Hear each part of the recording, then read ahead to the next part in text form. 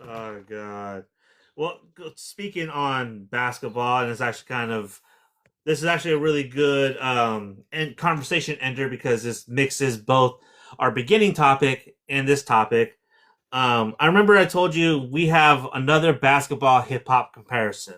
Oh yeah, you did say that shit.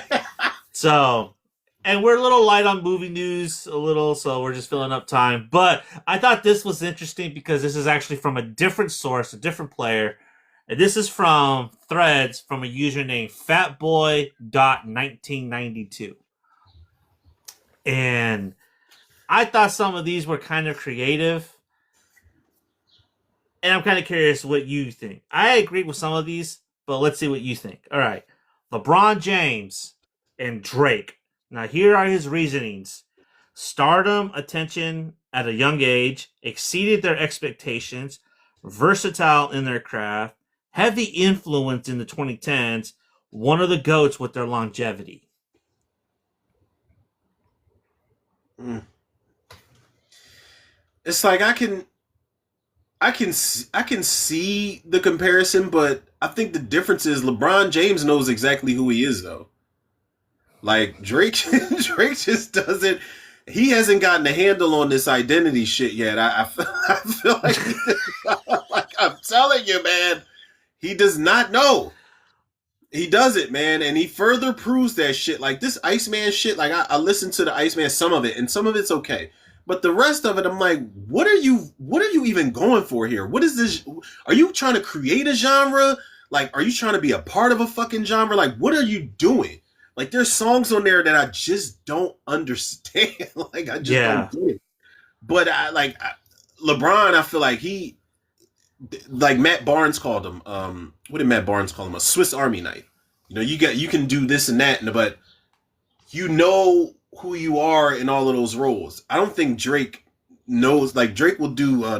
I need a controller, or whatever the fuck he talking about. Like, and he will completely lose himself in that shit, and then you'll jump back and do like some pop shit. And I'm cool with you wearing different hats, but who are you at the end of the day? Like, what are you at the core? That's my problem with him nowadays, man. I just don't like that comparison. I don't know. I don't know. And I they agree can't with this listen. Who made this? comparison. Who made this list again? So it was a guy named Fatboy1992 on Listen, Threads. yo, stop, man. Just because Drake was on that, it may not mean nothing to y'all. And that was like LeBron's. Just stop, man. Stop it. Stop doing that shit, man. I told y'all. Listen, I told them last time, bro. Remember they were trying to compare Drake to Steph Curry or some shit. And I'm like, yo, it's because they both light skinned. Stop. Stop. Yeah, I Stop. remember that. I remember that. I'm But on to y'all.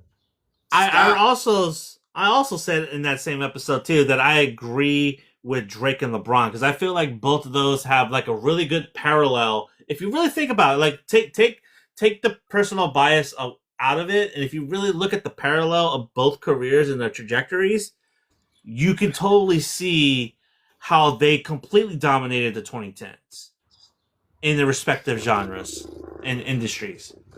I totally see this comparison. I actually think this is actually a better comparison than LeBron than Jay Z, in my opinion, because I this wouldn't one's even actually compare more LeBron to Jay equitable. Z. I wouldn't even compare LeBron to Jay Z, honestly, because like that's a whole different topic for a different time. But it's just like I don't know. I guess I just don't. LeBron and Drake. I was Yeah. eh. Okay. So we disagree there.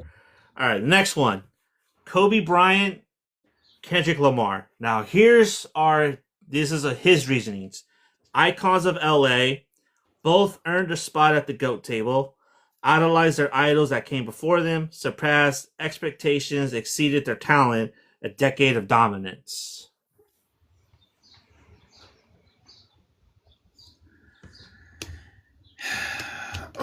Well, how modern are we getting? Like I feel like it's a certain level of modern. I'm only gonna go if I'm comparing or maybe I'm being hypocritical because I might have blended some shit when I did like the rappers and the directors notes and shit. But it's like I don't like Kendrick. I don't know, man. Like Kendrick and Kobe, like longevity wise, it's like I don't know. If they said like Kendrick and Snoop, or not Kendrick and Snoop, Snoop and Kobe, it's like possibly like longevity wise, like I've been doing it this long for this home team my entire career. Kendrick is Kendrick is not new, but he's still fairly new in comparison to somebody else that's from LA that I'm like I don't know. I like Yeah, this one I don't know about either. I'm not so sure about this one. yeah, man. For I feel like me, if it again it was, goes back to popularity, man. It goes back to popularity contest. for me, I would probably say Cube. And I'd probably say Cube. that is plausible too. If you again you talk about longevity and somebody playing for the home team as long as they did and not going nowhere and just straight repping LA like to a T, you could say that too. I'm mad I Yeah, didn't even fucking think of Ice Cube just now. But yeah, yeah, for sure, yeah. yeah. So That is definitely a good one. yeah, I That's the think one. yeah, I think I disagree with the Kendrick and Kobe one. I think it's more. I think for me, it's Cube. It's Kobe and Cube. All right, next one. Michael Jordan and Tupac. Grit was earned in the 80s, legacy established in the 90s, significant cultural impact, passionate about their craft, one of the GOATs regarded by his peers. I can already look at I can already see like Cause man, I'm a Pac fan, but and as much as of an MJ fan as I am not, I think again longevity plays a part in this shit. We're not talking about MJ when he came back from the Wizards. We talking MJ in his Chicago run, his entire Chicago run, and the the pieces that he had around him over time and shit like that. Like I don't think Pac had enough time. I don't like it's like comparing like Biggie to somebody in the NBA. He just didn't have enough time yeah. to be in comparison like back and forth type of thing. I don't know. Jordan Jordan would have to be like I hate to be cliche and say it like a Jay-Z or Jordan would have That's to more be my like line of thinking. like a DMX or some shit like that. I don't know. Like, but I don't know who came. But remember, Jordan retired and he came back for the Wizards. So it's like, So who did did Jay that? Came Z. back? Yo, he did. He Black did. Album was supposed to So be his final album. Remember? yeah, and then he came back with what? Kingdom Come after that. Yeah. Now is Kingdom Come better than the Black Album? Yes. Just from a I production be standpoint. I be going back and forth, man. I go back and forth, and I listen to Kingdom Come. I'm like, it frustrates me because I'm like, all right, you were supposed to be gone, so what you got? But then I listen to Kingdom Come, like the older I get, and I'm like, this shit went hard. Like Yeah. this shit went hard. Like I kind of like Kingdom Come more as a comeback album than Black Album as a send off.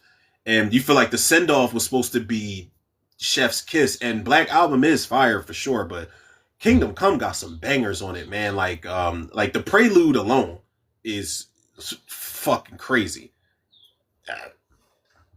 I think I mean for me it's Jay-Z with Jordan. I think they both have the accolades, they both have the trophies, they both have the longevity, and they both, they both held us down for 6 summers, technically. You know Yep. what I mean?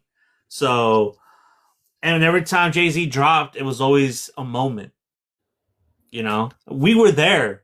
We know what it was like when Volume 3 dropped. It was Yeah, massive. man. You know what I mean? So Every time Hove dropped, it was an event. Like I remember, like the biggest drop for Hove for me wasn't even the Black Album. It was the Blueprint 2. When I was like, yo, yeah, we getting the gift and the curse, bet.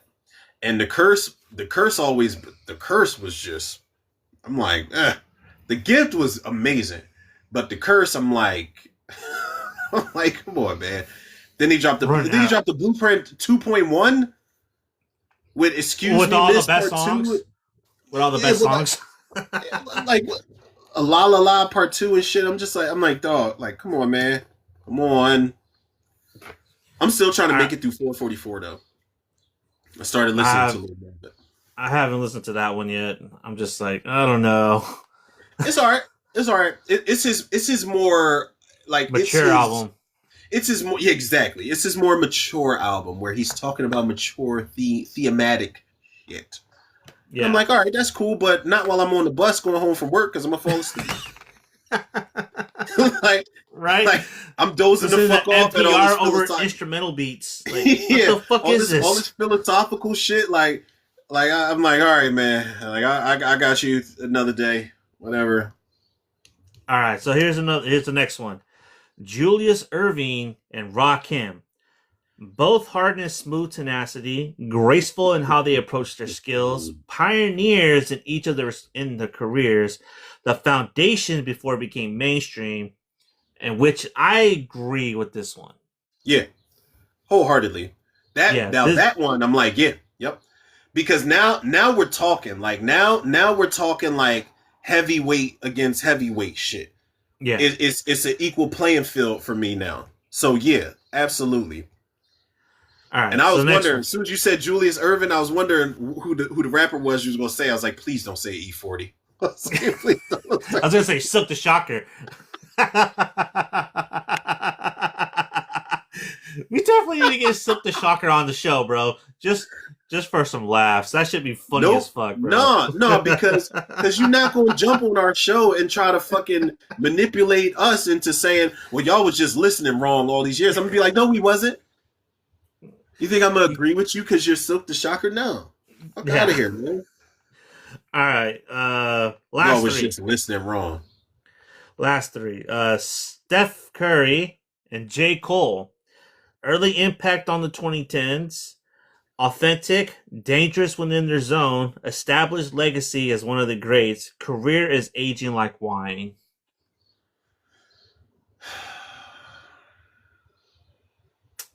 You know the only reason I'm gonna say no is because J. Cole's never had an off season. This motherfucker has been nice. Like there's been times where Steph Curry has went to the finals and bombed Yeah. and choked. Not necessarily him by himself, but and choked. His team choked. There's been times where Steph Curry has been eliminated from the playoffs. J. Cole has never had him. Even when he gracefully bowed out of the Kendrick beef, he's never had a moment where he was fucked up, like down, where people were like, yeah, this Cole, this shit ain't hot. Like, even his albums that weren't all that good, or his mixtapes that weren't all that great, or weren't as good as the ones before it, they still are quality shit, man. I don't Mm-hmm. think J. Cole's had a moment where he got knocked out of the playoffs or the finals. Like, I don't think that's ever happened. That's Yeah. the only reason I'm gonna say no. Steph Curry, as amazing and as epic and legendary as he is of a player, he's had moments where it's just like you have all of the analysts saying, yeah, the Golden State dynasty is done. Steph, what's he going to do? Steph, what you going to do next season? Are you going to stick with this team and that team? I don't think anybody's really, with the exception of him bowing out of the battle, which was like a graceful thing to do. I don't think J. Cole ever really had a like a moment where people were really questioning his his His authority. skills. Yeah. Yeah, like they were questioning his No, authority. I agree. Like I don't know. Like it's like I get it, but in comparison, man, I don't know. He ain't lost yet. Yeah, and I think the Yeah. J. Cole would probably be better fitting to this player next. But also this rapper with this player also makes a lot of sense, at least to me. So Tim Duncan and Nas. Prominent career while being a silent assassin. Yes. Has some of the toughest competition. Not the loudest, but the resume is enough. Yep. Longevity, accomplishments, respectively earned in the GOAT conversation. Absolutely. I agree with this. And also you can also swap out Nas with J. Cole in this situation, in my opinion. Because both are very technical and both are very quiet. You know what I mean? Like they're around, but they're always around like the goats. They're always in that conversation. And I think, Fundamentals, bro. yeah, exactly. And I think I said Fundamentals, that Mina. last time when we did this topic, that I think Yeah, Tim Duncan and J. Cole is actually a much better comparison. But this is actually a really good one because Nas isn't loud like his predecessors. yeah. I don't have to keep dropping shit to prove to y'all that I'm the shit. Like my like you said, resume and shit. Like it all of that speaks for itself. Same thing with Tim Duncan. Like Tim Duncan will bust your ass on the Comski. Yeah, All fundamental bag work and the paint on the perimeter. He gonna give you whatever you want on the com. Like there was a clip I seen on Instagram where I think he had he was hugging LeBron in the locker room, and he was like, "Listen, man," he was like, "Yo, keep doing what you're doing. The game, this game gonna be yours in a little bit sooner than later." He was like, "Yo, but thanks for letting us get it this year." Like calm as shit. Like, and they just laughed it off, but it's just like he meant that shit, but he was just joking. But he's like, "Yeah, listen, dog. Like, I ain't got to do all that fancy shit to get ahead. Like, yeah, I'm gonna bust y'all ass. I'm gonna bust y'all ass ABC. It's easy as 1, 2, 3. Like, that's what I'm gonna do." But yeah, no, I could. Oh yeah, yeah, I can see that. yeah. I I can see see that that too. one for sure. All right, That's a good last one. that is a good one. Last one. Allen Iverson and Lil Wayne, displaying skills at a very young age, became one of the biggest influences of the 2000s. Definition of sheer will, athleticism, and passion. Hardest opponent was themselves. And both carried a franchise and a genre on their back. I agree with this one. I think this is actually a fucking spot on comparison. Just like the Tim Duncan Nas, I think this is spot on. I want to say yes. Um, I want to say yes. The only thing that's in the back of my mind, I'm like, has like AI never won a championship, right? He got to the Eastern Conference Finals. I remember that shit. Because they was letting us in school. They was like, yeah, you can wear red, white, and blue for dress down day. Because the Sixers made the Eastern Conference Finals. Like, all right, cool. I wasn't even into basketball at the fucking time, but it's like I remember they made it to the Eastern Conference Finals. They did not win it. AI did not win a championship. Lil Wayne, I feel like has I'm like, has he won a championship type of thing per se? Has he gotten like album of the year or anything like that? Like I No, don't. no. I He's don't think never he even like has. not even the Carter 3. The Carter 3, I feel like maybe if he got a nomination, I'm like, okay, I get it. Okay, Like, yeah. Wayne has 5 Grammy Awards. oh shit.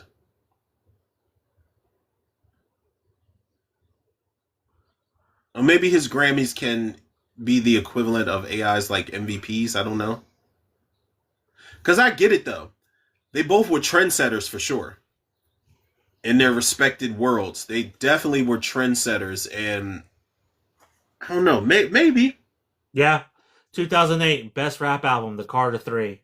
Best I Rap was about, Song, yo, Lollipop. yeah, okay, all right, because I was about to say the Carter 3 at least should have had some time. That was the most creative I've ever heard Lil Wayne get on an album, and the Carter 3, arguably, like if anybody says that's the best album he came out with, I can't really argue you down because there's no right or wrong answer for that. There's no wrong way to eat a Reese's, so there's that too. But I don't know, like I can kind of see AI and Lil Wayne. They were just in the sense that they both were trendsetters. It's like they hit the ground running and they started like an entire movement with the shit that they were doing. So yeah, I can see it. I can see that. Yeah. I can see that one also. It's hard to So make an who's argument next? against it. Next you got Kwame Brown and E40, right? Now, Kwame is C Murder.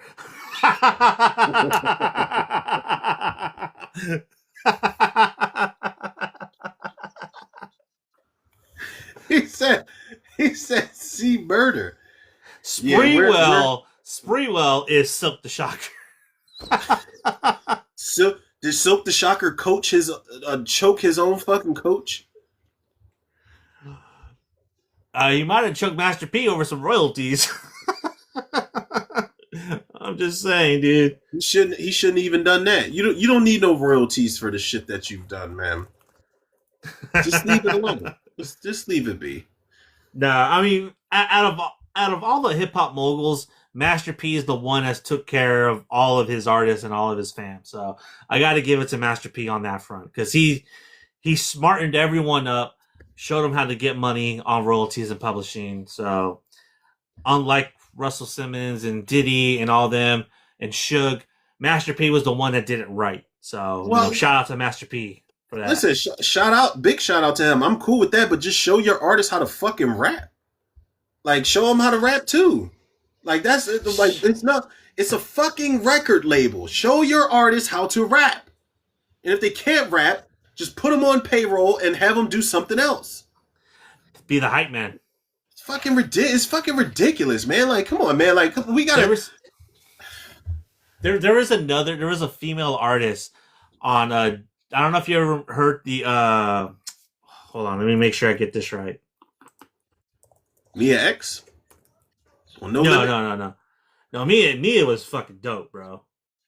Oh no, so this is unrelated, but this is another artist that came out around the same time. JT Money. He came out with this artist Soul on his song Who That. And yeah. I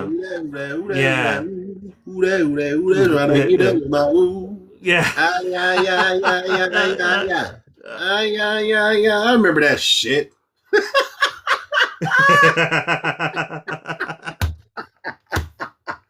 Bro, you gotta stop this nonsense, man. It's just taking me back. I remember that shit, man.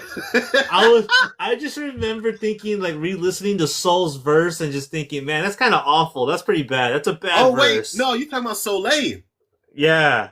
Soleil. But listen, there's an apostrophe. You got to be fancy. There's an apostrophe at the end of the E. Oh, okay. That's Genuine's baby mama. What? No bullshit. Yeah, Soleil, the rapper. Yeah, she was on the Light It Up soundtrack. Yeah, I remember she was on songs back in the day. I remember Soleil. When you said Soul, I was like, wait, who? But then I forgot Soleil was in the fucking who that. Yeah. Okay. That makes sense now. That makes sense now. People, I'm not about to play with y'all this morning. Yep. Yeah, that's Genuine's baby mom. So my dad had said that he worked security for her. That's what he's talking about on What's the Difference. Okay, that makes much more sense now. She used to scare the shit out of me back in the day because it's like, I don't know whether to find you attractive or to be afraid of you. Because you look like you'll fuck somebody up. You know, when she rapped, even when there was a verse where she was, I don't remember what the song was, but there was a verse where she was rapping and she was in the tub with bubbles all around her. And I'm just like, yeah, I feel like you got a gun underneath this fucking. It wasn't me.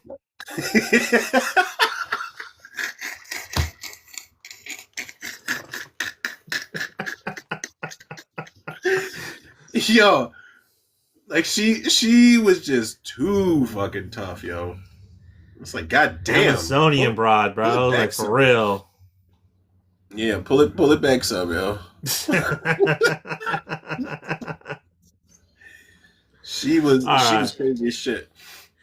All right, well, there's no easy way to segue into our main event because we used up our segue with Chucky. So fuck. Sometimes it just happens, you know. But and if you're skimming through this, you're gonna notice the title on this says "You Ain't Shit," and that basically means these are characters that just really ain't shit in movies. They're either useless to the plot, they're useless to themselves, they're horrible people, they're bad friends, whatever, man. There's just a hell of a lot of awful people and ain't shit characters in the movies and TV. And we decided to give them some shine today because they ain't shit. They ain't. They ain't. And my favorite ain't shit character is a movie that I had to rewatch because he's a character that I keep bringing up often. And this is from Blue Hill Avenue. He's one of the characters. He is E-Bone because that Evo! motherfucker ain't shit, dude. This Evo, let's go. Yo, you starting off strong, yo. Yeah. You came in swinging, bro. Let's go. Let's go, because he ain't shit. Let's go. He ain't shit, bro. First off, criticizing Tristan and saying he's pussy whipped when this motherfucker is pussy whipped. He's fucking the boss's. He's fucking the boss's wife. He's the trigger man, but he folds so quick when the cops pressed him. He kills his own homie. And he says, "You my brother." You're like, "You my brothers, but I'm still gonna shoot you." And then he sets them up with the Colombian. Like, dude, this guy really ain't shit, bro. He said he said, "Come and get him. He's here. Come and get him." And he just hung the phone up. He's like, "What the fuck are you doing, man?" Yeah. Oh my god! I did not expect you to say Evo from Blue Hill Avenue. That movie is the shit, yo. But Evo is a piece of fucking dirt, yo. Straight up, straight up and down. That's a good one. That's a great one, bro. That's fucking great. Yeah, fucking E-Bone, bro. E-Bone's a. Oh my god! I was so mad watching the movie. Like, dude, this motherfucker really ain't shit, dude. Like, this guy just needs to shut the fuck up now. Like, well, they kind of foreshadow it. You don't want to see it, but if you go back and watch the movie after you've already like dissected everything else, you go back and you watch E-Bone when they're kids. He is kind of a liability back in the day, yo. Like, he was the first one to tuck the gun. He was the first one to be like, "Yo, come on, let's roll out of here with the weed and shit." When the dude was getting jumped at the trap house and shit, E-Bone was he was fucked up. But what fucked me up even more was he was like, ain't no pussy in the world that good, motherfucker. Like when they was in the car arguing. But then Clarence Williams III, his assistant, you know, he was on her ass, and then she gave him some pussy on top of some scrambled eggs, and I'm just like, yo, what is going on, dog? And he dimed his friends out. She was like, "We're going to need the money, Eddie." And William Forsythe was like, "You dime your friends out, and we let you go with your little girl over here." And it's like, what? You just dimed your fucking, like, your day ones out like that? Yeah, seriously. Yeah, he was a liability. And he was the trigger man. And so I was like, oh, this motherfucker definitely going to be a problem. And he was. He was a fucking problem. Because Simon and Money were solid. Yeah, for sure. Solid. From the jump. Especially Simon. Especially Simon. Simon, like, him and Tristan was like this, yo. And you could tell, like, when Simon got killed, like, you see Tristan was like, yo, he looked at him, he's like, yo, I can't believe he's dead, man. I can't believe they killed my boy. Like, he said that in front of the friends that they all grew up with. But Simon was his right-hand man, and, like, I don't know, man. E-Bone that shit just irked me. E-Bone was a liability because I pulled up a clip of it on YouTube right now, and it's when they're in the bar arguing. And he said, "You some motherfucking tough, kill me right now, motherfucker." Like, E-Bone he's about to pull out the gun, and Money's like, "Hey, look, motherfucker, ain't nobody killing nobody." And E-Bone he's like, got his hand on the trigger. He's just smiling at Tristan like, "Nigga, I killed shit out you." Yeah. E-Bone, damn. Oh, he's the worst, yo.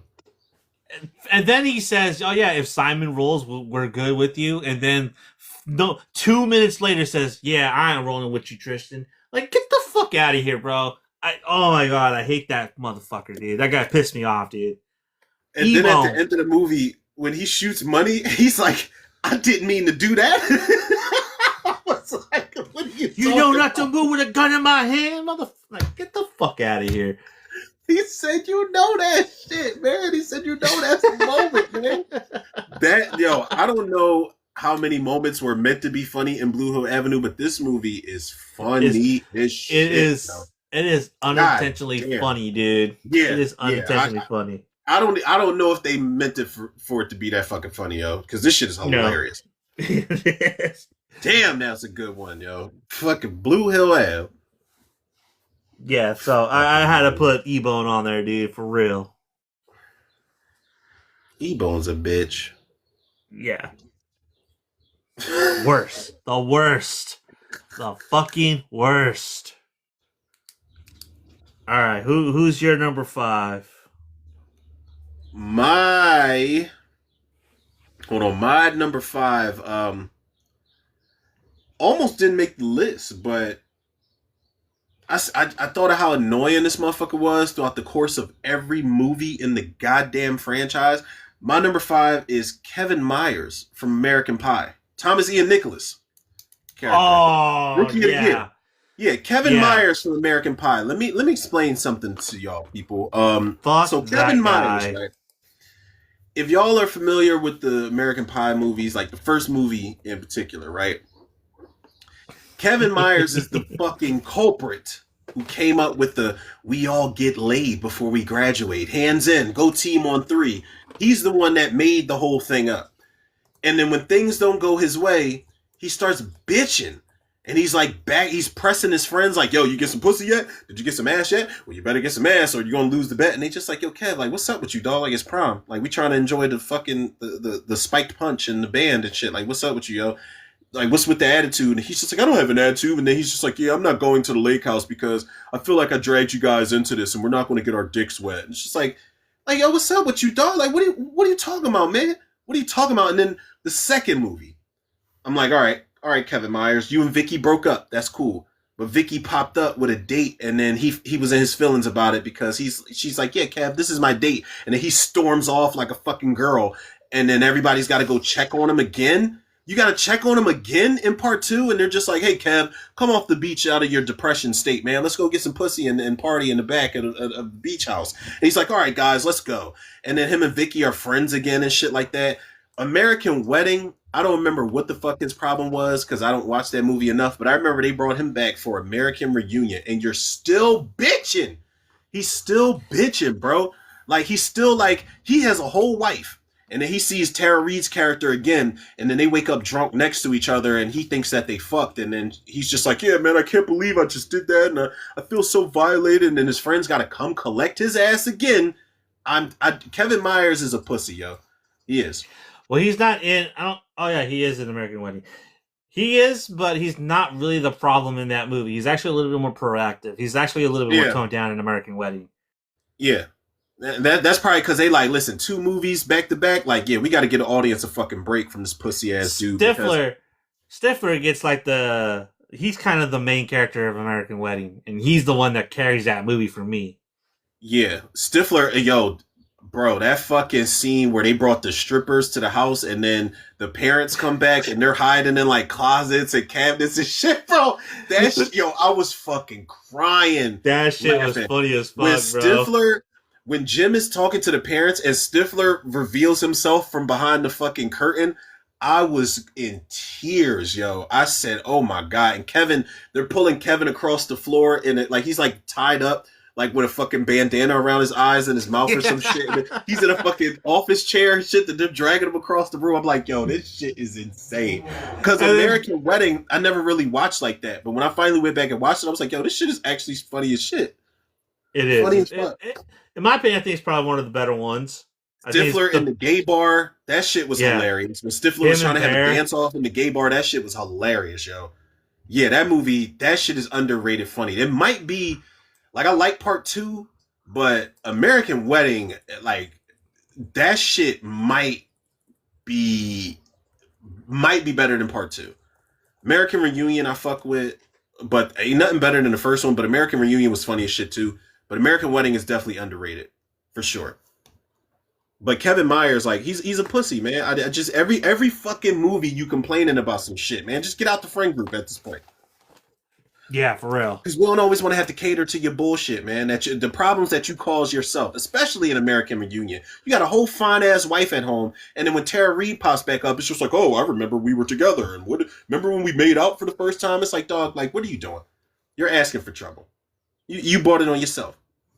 You did. Yeah, I never seen American Reunion. I'm gonna have to go watch that. American Reunion is really good, because they're all adults. Like, you know, Kevin's married. Jim and oh shit, what's her name? Allison Hannigan. They have a child together. Eugene Levy's back in there. Stifler works for like this law firm where his boss is a dick. Finch is supposedly traveling all over the world. They bring Oz back because Oz wasn't in American Wedding. They bring Oz back. They bring like it. They bring the gang back together, yo. And it's kind of like this kind of like ushering out the old school and trying to bring in the new school, but they're like, no, this is our shit. This is class of 1999, bitch. Like, there's a scene where Kevin does say that. They get into a fight with the college kids, the teenage kids. And Kevin says, he's like, yo, class of 1999, bitch. And then he gets fucking socked in the face right after that. Like, they get into this big ass fight at some point. It's hilarious. It's still like comedic hijinks and like crude humor, everything that American Pie needs, bro. It's all in there. You got to see. And Finch's mom is in this one. I'm not gonna tell you who plays her, but Yeah, Finch's mom is in. I see who it is. I see who it is. You fucking ruined it. You fucking ruined it, man. You know who it is. I'm pretty sure she was in American Wedding. Finch's mom? Yeah. I wonder if they recasted her because I do remember at the end. Let's see. Well, it doesn't show here.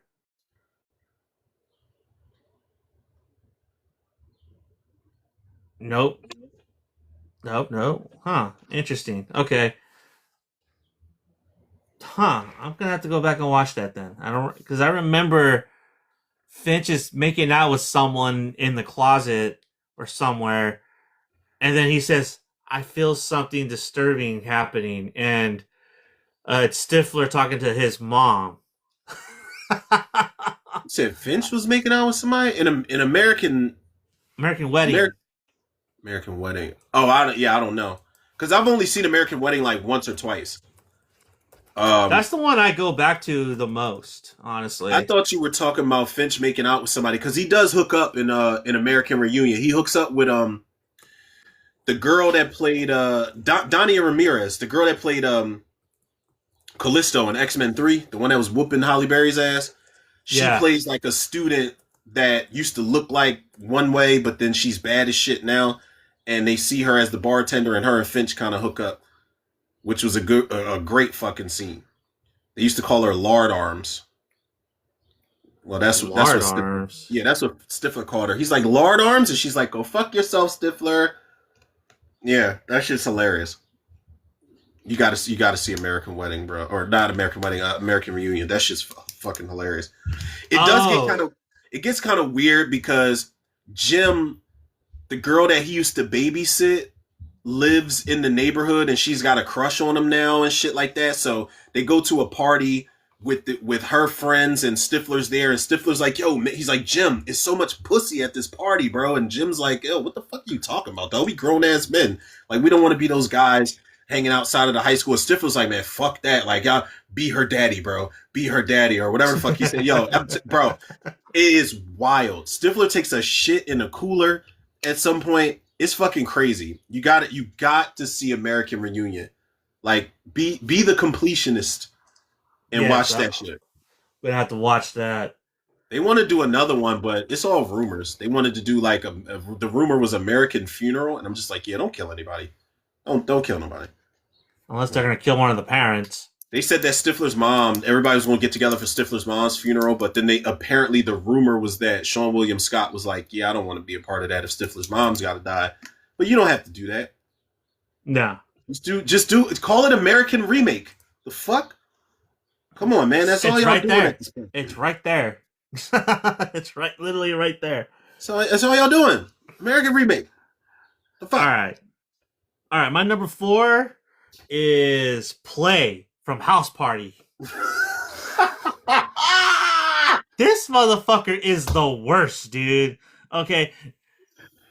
He is a bad friend, yo. He is a terrible friend, yo. He is. True story. Yeah.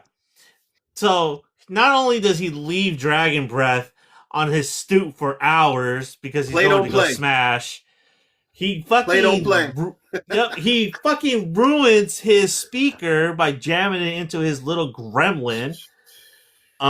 Leaves Dragon Breath out on the stoop. He comes up with the name Dragon Breath. Not only that, he's trying to bag both those chicks and not share Yep. with Kid.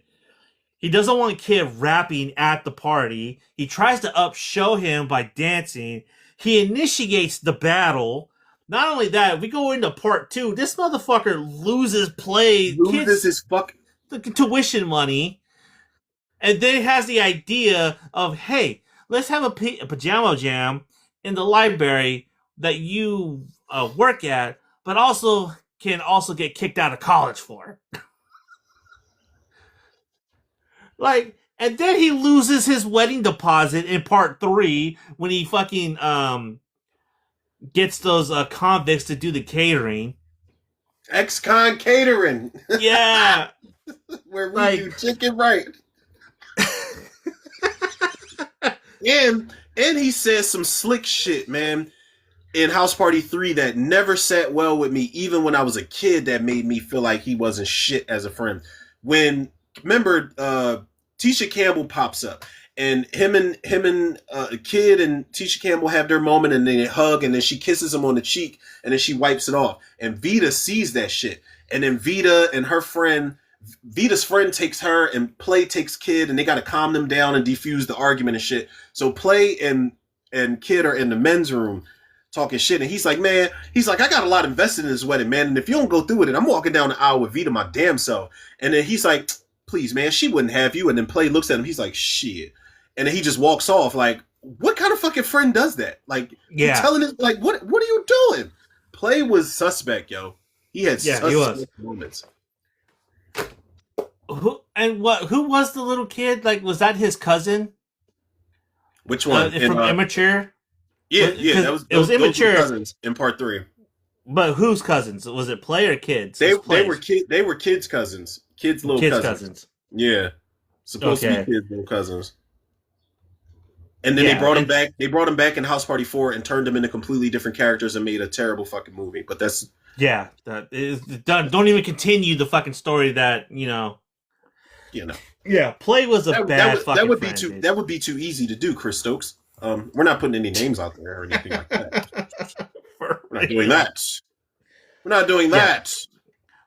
Yeah, play was awful, bro. Play was awful, and that's not even considering what he did in Class Act by fucking initiating a kid getting bullied because they got mixed up because they had the same fucking names. Yo, I forgot all about Class Act, yo. That shit, that is a fucking classic for sure. Yeah, that is. Yeah, Play was just so self-centered, man. Yeah, he was. He really was. And rewatching House Party, I'm just like, God damn, bro, this motherfucker's terrible. Yeah. He's awful, dude. It's like you want to like him and you want to be like, yeah, he's the friend everybody needs, but then you see the shit he does throughout the course of the movie and it's just like, yeah, no. Remember they drove past, and he drove past Kid when Kid was getting chased by full force, and he was like, yo, and he saw them drive past, and Martin looked, he was like, yo, wasn't that Kid? And he was like, was it? He's like, man, ain't no room in here anyway, and Play just kept driving. It's like, yo, dog, you're trash. You're a trash friend, yo. A friend like that, dude, who needs enemies, bro? For real. Yeah. Super trash. Yeah. And then Kid gets his ass whipped by his dad, which was kind of well deserved. Listen, he was in there waiting on him, yo. That Robin Harris reminded me of my grandpa, yo. Like, I swear, down to a T, man. The way he dressed, the way he looked, his whole mannerisms remind me of my grandpa. Like, but when Kid came in there, you tried to sneak into bed, tighty whities and all. His fucking papa just like, he said, I wouldn't do that just yet. He said, because your ass is mine. And he beat the fuck out of him, yo. He beat his ass through the first half of the fucking end credits. Yeah, he did. And then at the end of it, he's like, take your ass to bed. And then the fucking credits just kept rolling after that. It's like, damn. Then the song kicks in full force. Yeah, yep. Pun unintended. Real shit. That's exactly what it was, man. Damn, play. Yeah. Play didn't even make my honorable mentions. I'm surprised. Because he did come to mind when I was like, do I want to put him up there? But I was like, no, I love the House Party movies so much. I didn't Yeah, keep it no, real with he's myself. I didn't keep it real with myself. yeah, he's awful friend, dude. he said, yeah, he's awful friend. He's an awful fucking friend, dude. Fuck that guy. And I think what makes it like worse for me is that I've actually had friends like Play, and so like, yeah, no, fuck that guy. So I'm like, I So you, recognize that very early on. I was like, yeah, I need to get away from you, dude, because you yeah, are it's like gonna I'm give not, me some shit. I'm not giving you any room to fuck up. Yeah. All right. So who you got next? Who's ain't shit on your list? Next, next person who ain't shit on my list. My number 4 is I wasn't going to put him on here, and there was like a small, tiny little, the tiniest little Tinkerbell voice in my ear. It was like, oh, well, the actor's from Philly, and I'm like, well, the character ain't shit. I don't give a fuck where the actor's from. Um, long story short, my number 4 is Wink from 8 Mile, and Wink, bro. Let me tell you something, man. Yeah. I have known people in my personal life exactly like this dude. Yo, man, I got this producer and I got this fucking artist and I got this. Wait till they get a taste of Beat Rabbit. Like, just gassing shit up that ain't got shit going on. They want to sound like they have something going on and they don't. And I don't understand why brag and boast if it's not going on, but it's just for popularity, cool points type of shit. I've known people like that. Wink is the worst of the fucking worst as far as characters in hood movies go. Well, some characters in hood movies go, or characters in some hood movies go, because Wink, not only are you are blowing smoke up somebody's ass who is already struggling. B Rabbit. Mm-hmm. He's already trying to find himself and figure out what the fuck he wants to do with his life at his age. And here you come, you're supposed to be a friend, and you're like, wait till they get a taste of Beef Rabbit. Yo, I'm going to the top, and I'm taking you with me. And I remember first seeing 8 Mile, and I was like, oh, I know that actor. Like, I believe him. I believe what he's saying. He wants to help his friend out. But the more the movie went on, and the more it's like all talk and no movement, I'm like, I don't know if I trust this dude or not. And Wink is just like, yo, man, my boy Roy DeRucha, man. I know Roy DeRucha, man. He's coming to the studio tonight, man. I got this shit. B Rabbit, I got it. And the icing on the cake was when he fucked Brittany Murphy in the studio, dog. You could have fucked any other chick in this movie. They had a bunch of chicks that they pulled from Chin Tiki. Mm-hmm. 10 freaky girls they had in that fucking after party where Wink's house, matter of fact, when he was like, yeah, my mom's working the night shift now. When they went to Wink's house, they had all those chicks there dancing and doing all of this shit. You could have fucked any other girl, and you chose to fuck the girl that B Rabbit was into. Like, finally he was into a chick, and you fucked your man's love interest. You're lame for that. You ain't shit. I don't like his character. And then when he got his ass whooped in the studio, got the brakes beat off of him by fucking Rabbit, he ran back and told mommy. He ran back and told daddy. He ran back and told Papa Doc and Lotto and all them other motherfuckers. He went back, and then when he showed up with the ice pack still on his face, like, yeah, I told him, but I didn't tell him to come up here. I just told him you whipped my ass. Like, he didn't say that, but that was the look on his face. Like, Yeah. it was double secondhand embarrassment where he just showed up with the shit on his face, and they like, yo, you ready to get fucked up, dog? We gonna fuck you up for what you did to Wink. And it was like, dog. But then you showed up to the battle afterwards, and you had this dick eating ass smile. When Rabbit won against Papa Doc, he was like, yeah, man. He had like this satisfied look, like you always believed in him. Like, I hate Wink. I hate him. Yeah. Love Wink's that a actor. fucking chump, bro. Love that actor. Yeah, he's definitely a fucking chump for sure. He's trash. He is the worst type of boy. And then Future was the only one that saw it through his bullshit, because he told him, he said, Wink is just talking shit. He said, there'll be no action, just talking shit. And then when they were in the car, Future called him out on his shit, and he was like, yeah, man, he was like the time your cousin worked for Dr. Dre, or like the time you did this, or how about the time you did that? And everybody was laughing at him, and Wink kind of crashed out on him. It was like, man, you mad as shit, I'm making moves. It's like, dog, I have literally known people like that. I've Like, known people like that too, bro, and they're just like, I used yeah, to do man, this and that. Like, not, bro. Like, if you yeah, did this and that, how come you still here with me then? exactly. We in the same motherfucking spot, man. Ain't nothing much you can brag to me about. Like, it doesn't matter. Like, Yeah, Wink is the worst, man, and it's a shame because I really like that actor, man, Eugene Bird. I really like that dude, and he was one of the black guys to survive in Anaconda too. But him and 8 Mile, I'm just like, you're awful. yeah, that You are dude awful. ain't shit. You deserve to Yeah, get your ass beat too. And I seriously. wish Rabbit fucked him up even more. And Brittany Murphy ain't shit neither because she tried to stop Rabbit from whooping his ass. And it's like, yeah, y'all not really exclusive, but he knew I was trying to fuck you. Like, Yeah. what are you doing? What are you doing? You know.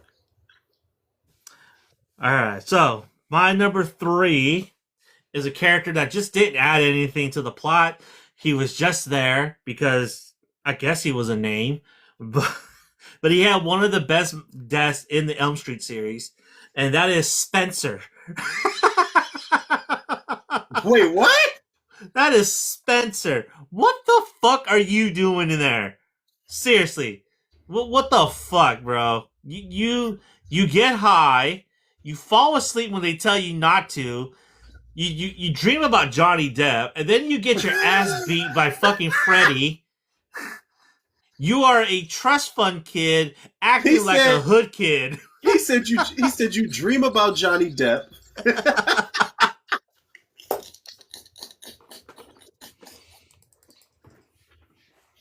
Yeah, they Listen, told your ass don't to not don't fall do asleep. don't do my And boy what? Breckenmeyer like that, man. Don't do my What? boy Breckenmeyer like that, bro. Don't do him like that, yo. He said, "What the yo?" You caught me off guard when you said when you said Elm Street. I was like, "Huh?" I thought you were talking about who we were talking about when we were like texting Oh, back and forth. Joey? Yeah, I Joey? thought we were Yeah. talking about Joey, but you said Spencer. Why did Spencer catch a stray, man? He didn't even do shit.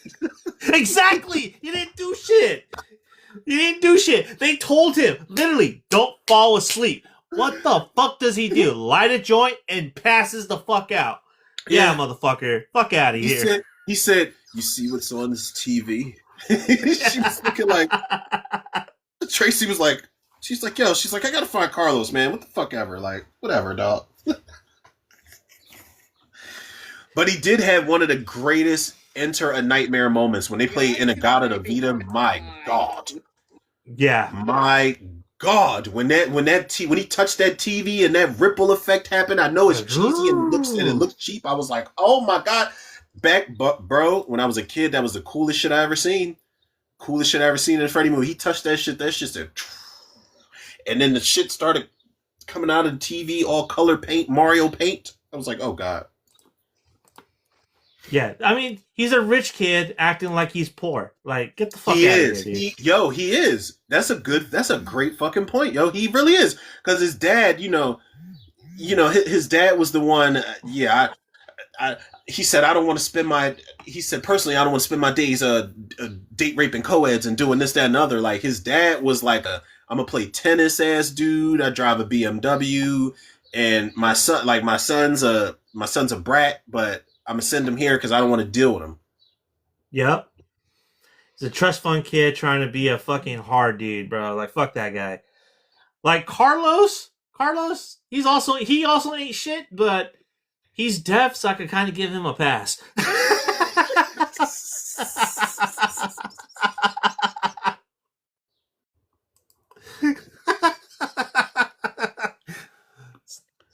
You know what All I right, mean? people. That's all So the time we have for today. That's RNT Live, everybody.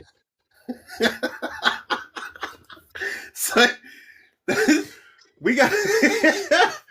Yo, he said, "Yeah, but he's deaf, so I'll give him a pass." It's like, no, I actually like. I like, and I don't. I haven't seen him in a lot, but I do like. I think that actor's name is Ricky Dean Logan, and he was in Buffy, the movie. He's the one that runs into prom and he's holding his neck. He's like, "Yo, man, there were vampires out there, man." Then he looks at the blood on his hand. He's like, "Oh my God!" And then he just falls out. He just passes out. Funny as shit, yo. Funny as shit. But no, I liked Carlos. I love that. I know a lot of people hate Freddy's Dead, but I love that there were just three characters. Three characters for the most part. If you're not talking Maggie, if you're not talking Doc, and all the other side characters that were around them, you got three main characters, not including John Doe. You got Spencer, Tracy, and the The fuck did we just say? doctor, Carlos. Carlos. Carlos. You got Yeah, Carlos. So like that's one of the things I love because it's not a you don't get to get attached to a whole bunch of characters in that shit and you just lock in on the three. But then in the midst of that shit, you got the fucking dude like, yeah, man, I think I'm Freddy's son. I think I'm Freddy's kid. Like, salty as shit. Now that should have been a character I wrote down in my honorable mentions who ain't shit. Is John yeah. Doe from fucking Freddy's from dead. Freddy's Dead because like you know how they got this little caption now where it's like you swore you were the main character of the shit. That Yeah, was him. He main was one character of the energy, first. bro. Side character arc. He he is one of he is one of the first definitions of that shit. Like where you really thought if you thought was a person, it was that motherfucker in Freddy's Dead, yo. It was him. Because you Yeah. swore. He's like, yeah, I'm his kid. I'm Freddy's kid. He's trying to play some sick game with me. And Freddy's like, nope. He got the fucking parachute. It's like, yeah, no, dog. You're not the main character in this movie. Sorry. You're not going very far with this shit. I'm trying to see if she's actually related to. Oh yeah, she is related to Billy Zane. Okay. Who Oh, Lisa Zane? yeah. Oh, you know it. You know it. And I don't know if they've ever done a movie together either, but they need to. Like I love Lisa Zane, man. She's a great fucking actress. Yeah, she is, especially in this She's movie just because she she's just carries this movie. she's not in it. She's not in enough. Like I don't see her in enough movies. All right, that was my number three, Spencer. Wait till you get to my number two. Number two is definitely going to cause some controversy. All right, what am I on number three? My bad. I'm trying to type some shit in. All right, we on number three. Mm-hmm. Tres. I'm gonna just skip all the pleasantries, man. My number three is Drew Gilbert from Pet Cemetery 2. Fuck that bitch ass nigga. I don't even care. Fuck him. Fuck him. He is a terrible fucking friend, and he is one of the worst fucking horror movie characters that I've ever fucking seen, bro. Drew Gilbert, Drew Buddy from Pet Cemetery. Oh shit! This kid, man. Oh, Let me explain to y'all. And I know some people that might watch this, they might be like, "Oh, well, he died. How do you not like Drew?" Listen, let me explain to y'all. Let me tell y'all. talk Drew to him. Gilbert, right? So Edward Furlong was the new kid, right, in town, and Edward Furlong. It's safe to say he wasn't making the best of friends when he came to that fucking school, right? So, dickhead boy from Honey I Shrunk the Kids, Jared Rushton's character Clyde. He's like, yeah, man, you got a cat with you? He's like, yo, can I hold the cat? I promise I'll be real careful.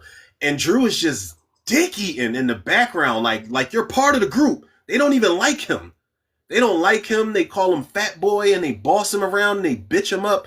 They don't even like you, but you standing behind them like you part of the group. Like when they grabbed the cat and he asked Edward Furlong, he's like, yeah, what's the cat's name? And he's like, Tiger. He's like, don't you think that's kind of a pussy name? Drew's in the background like, like just laughing. I'm just like, bro, you're not a part of the gang. Like, just shut the fuck up. Like, just stop dick eating. Like, you're not a part of it.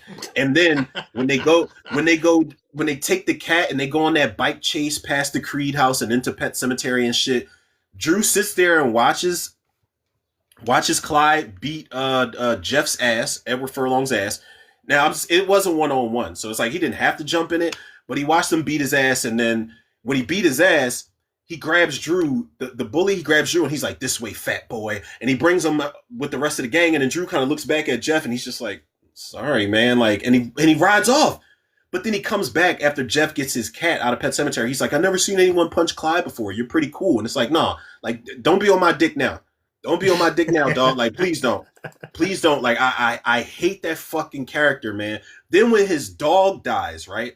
When his dog gets shot by Clancy Brown, and it is a sad ass song, bro. It's a sad song and a sad scene where he goes in the woods and he finds Zowie and he's holding him up. he's like holding him in his arms, and they play that "I Feel Your Fading Away" song. I was like, fuck, man, I'm about to fucking cry. But dog, when Zowie comes back from, first of all, he's like, yeah, Zowie's dead. I need to bury him. Why you telling me? You watched me get my ass whooped in Pet Cemetery the other day. You want me to go back to bury your dog in there? I'm not going. You on your own, dog. You watched this dude fuck me up in Pet Cemetery, and you want me to go there to bury your dog? No, sorry. Get somebody else to do it. No, I'm not doing it.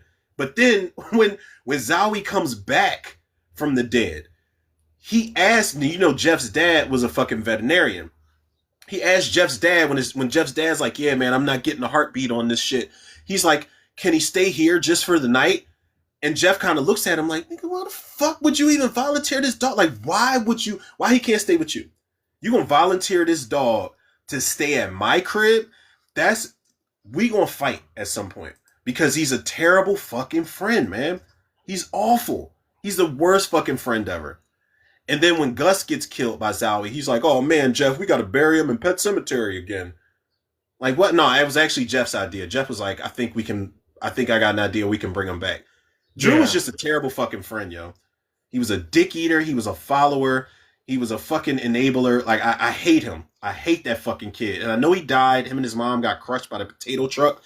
But damn, man. Like, fuck it. Maybe the gods of that town was doing y'all a favor because he was awful.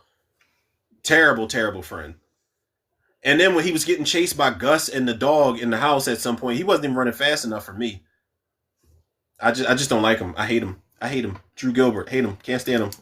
Yeah. Don't like Speaking of hating, you're gonna hate this one. I'll tell you this right now. You're gonna hate this one because this motherfucker really ain't shit. He really ain't shit. He's not even the lead in his own fucking movie, and he is responsible for at least 4 of the sequels. And I'm talking about Tommy fucking Jarvis. Ooh, wait. Which? Okay, so in A New Beginning, he really ain't shit because he's not even the lead in his own movie. It's the counselor and Reggie. It's them two. It's their movie. Every time Jason appears, this guy either faints or screams like a little bitch. And then he gets knocked the fuck out by Jason. Not even Jason. He gets knocked the fuck out by Roy. He said he just fucking faints. It's like he's having a panic attack or something like that. Not that panic attacks are... Yeah, he's like... And then he's got to take all those pills and shit. He takes those pills. Yeah. He's like, okay, I'm cool. I gotta relax. Yeah. And then, on top of that, in part 6, this motherfucker gets the brilliant idea after being released from the psych ward to go and beat the shit out of a dead corpse of Jason, smash his head in, sticks a fucking metal rod in his chest, and reanimates Jason, fucking continuing Jason's legacy throughout Crystal Lake. He is responsible for Jason Lives, A New Beginning, New Blood, Jason Goes to Hell, Jason Goes to Space, and Freddy vs. Jason. He's also, Tom Matthews can't catch a break because, bitch, you brought Jason back and fucking Trioxin Zombies. You had a hand in the Trioxin Zombies too. So you just can't. Both times. You're the fucking horror movie version of Michael Douglas, where you just doing wrong every fucking movie you're in. Like every movie you in, you doing some dumb shit that you can't come back from. Exactly. Yeah. I think part 5 and 6 are like really good offenders because like goddamn bro, like if you would have just left well enough alone in part 6, bro, we wouldn't have gotten 6, 7, 8, 9, and 10. Yeah, Jason was chilling. He was chilling. He probably woke up pissed. He's like, yo, man, like I was asleep, dog. Like y'all want me up apparently. Cool. Lightning hit me. All right, I got new shit with me. Cool. I'll figure it out. But like, he's like, dog, y'all woke me up, man. Y'all bought my mask. I might as well. Yep. Camp Crystal Lake only a couple miles away. Like, I might as well walk there and go home. That's another episode though. Like when people bothered these slashers, like when the slashers when they couldn't leave well enough alone, bro. I know goddamn Would well they? Helen gonna be on that list. I know Helen gonna be on the list for Oh, oh, sure. oh, oh, oh, Helen is, listen, that's another That is, character. Listen, she didn't make my honorable mentions, but she ain't shit for sure. Like, yeah. you came in Cabrini Green acting stupid. And Acting you dumb, literally yo. poking the fucking bear, dude. Like, come on. Yeah, Like, what the you fuck did you expect, lady? you came in there acting stupid, and all the natives, you even got fucked up behind it. She got physically assaulted behind that shit. And he was like, I hear you looking for Candyman, bitch. He's like, I think you found him. Bow! Hit her with that fucking, yeah, hit her with that hook. It's like, yeah, Helen was listen, we need an episode, Gluttons for Punishment, bro. When they couldn't leave it alone. When they Yeah. couldn't leave it alone. That's literally the Mhm. tagline for Pumpkinhead 2, I think, where it's like they couldn't just leave well enough alone. And it's like, yo, they couldn't. Those fuckers, they don't even count. Because y'all just blatantly woke Pumpkinhead up. Well, they didn't know it was Pumpkinhead, but y'all just like, yeah, we got cursed blood. Oh shit. Like they play with Yeah. it every day. They act like they play with that shit every day. It's like, oh, cursed blood, there's a witch. Yeah, let's put this shit in the graveyard. Let's dig it up. Fuck it. Like, no, man. That's not everyday teenage antics, yo. I don't give a fuck who you are. Like, you got to be really demonic. Like, yeah, man, let's just dig this shit up. This old lady wants it to come back. Yeah, let's dig it up. Put the cursed blood in there and read from this fucking ninja scroll. Yeah, y'all deserve to die. For real. Yeah, they They did. did. And Fuck them I love kids. Pumpkinhead too, but it's like, no, y'all deserve to die. Everybody deserved to get it, except for the daughter, but she was guilty by association in that shit. Yeah. And I think that is the only time where you actually kind of root for the monster. Fuck yeah. You know what I 'Cause in mean? the Like, you're first actually one- rooting for him.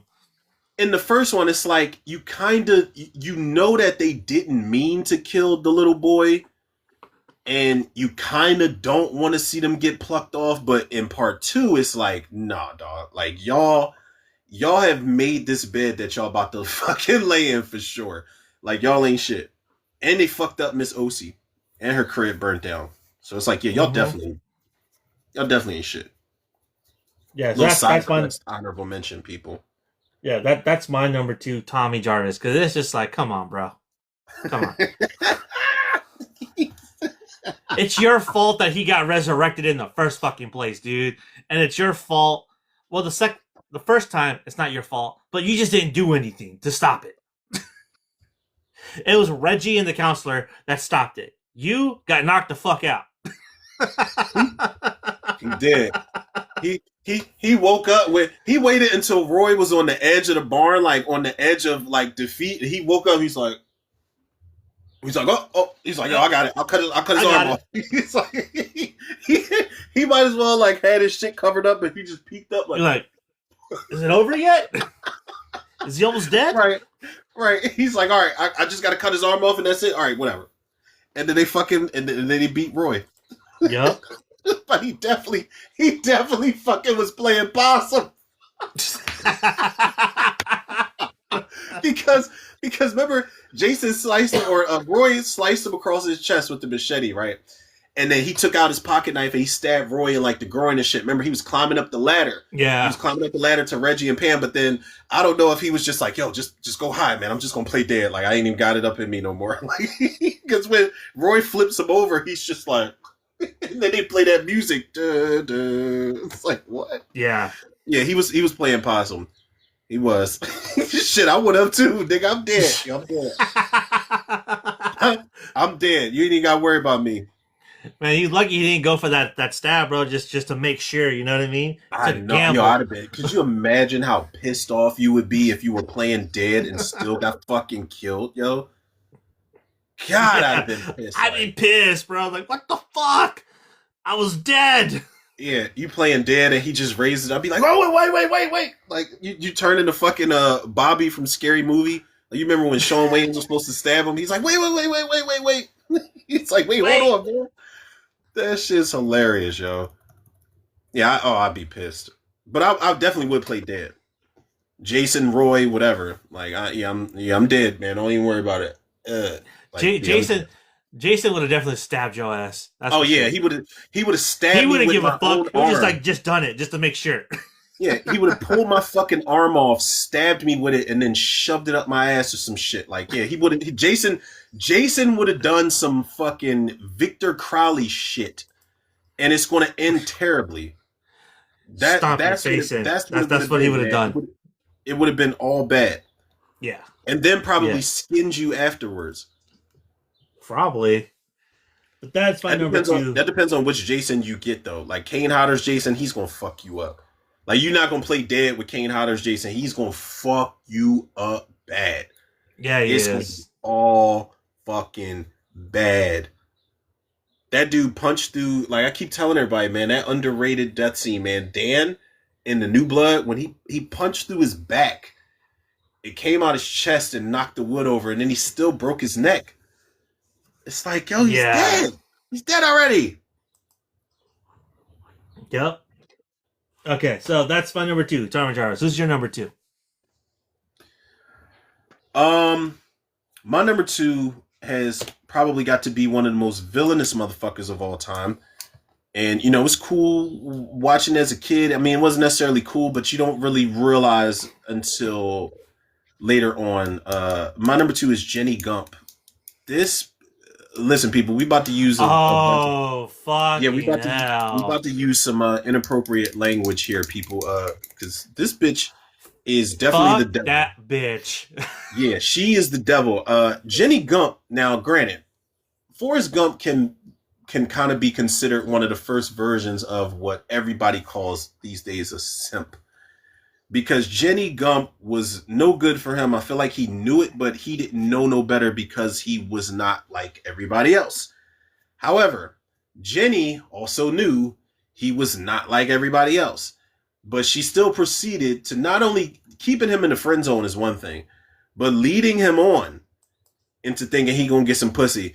And when you finally gave him some pussy, is when she was running around on ledges in California and taking LSD cubes and shit. She was doing all types of drugs and stripping in clubs and playing the fucking guitar butt ass naked. All types of shit this girl was doing. For the streets, literally, Jenny Gump is the true definition of for the streets. And then when she came back to him, she fucked him. You know, she fucked him, and he didn't know what was going on. He wanted to get that ass for decades, and he finally got that ass, but he didn't know what was going on. He's like Jenny, and then she got on top of him, no condom or nothing, raw dog, no grease, and gave him. Now I don't know if they never confirmed. If They she gave him. confirmed she did, but one can only assume, right? Like Yeah. physics. It's like physics.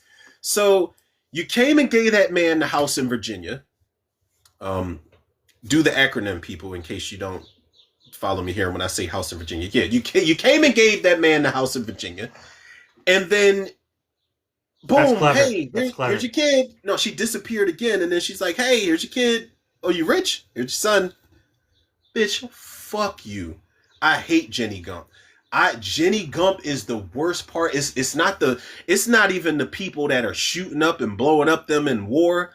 It's not the two hookers that they take to the hotel room on New Year's Eve. It's not any other character that ain't shit in this movie the way Jenny Gump ain't shit in this movie, man. And I like the older I get, the more she just frustrates the fuck out of me. And it's like, yeah, I understand. Yeah, okay, I'm dying, Forrest. Like, here's our son, but is it his son? Like, if we do get a sequel, or if they did do a sequel, I think there was a treatment for it. It was I forgot. I remember talking about it a while back, but it was a treatment for a sequel. Like, was that his son? It could have been anybody's daddy. I said anybody's daddy. Yeah. It could have been anybody's kid. Yeah. Like, fuck out of here, man. Then the dude that slapped the shit out of her at the Black Panther party, she still was making excuses for him. And then she left with him on the bus during fucking Woodstock or some shit. It's like, that girl was, god damn, man. And I've known people like that, bro. So it kind of resonates a little different. Like, I'm talking people like Forrest in the situation, and I've known people like Jenny in that situation. And it's bad either way. It's bad. I ain't saying no names, but god damn, that girl was just the Jezebel of the whore Babylon that I've ever seen, man. I hate Jenny Gump. I really, truly do. And it's no surprise that the girl that played Jenny Gump as a kid, she grew up to be Michael Myers' sister in Rob Zombie's Halloween, so she's just a dick. She ain't shit overall. Yeah. She ain't. Hannah Hall, I think is her name. She ain't shit, man. Can't stand Jenny Gunn. Fuck her. Fuck that bitch. Okay, And then he number named his one. boat after that bitch too. Like, fuck you talking about, man? Don't name your boat after that bitch. Like, what are you talking about? Fuck you talking about? Like, what are you doing? Forrest, man, like, yo, God bless his heart, man. Forrest Gump might be one of the best movies of all time, but it's like, yo, dog, the way Jenny had your nuts in a handbag is insane to me. It's like Ebon. Yeah, exactly. Simping, as they call it. Big Yep. simping, spending cheese. Big All right. simping or BLAD. My number one is a amalgamation of all four of my people. Not only is he an awful character, he's a useless friend, a horrible friend.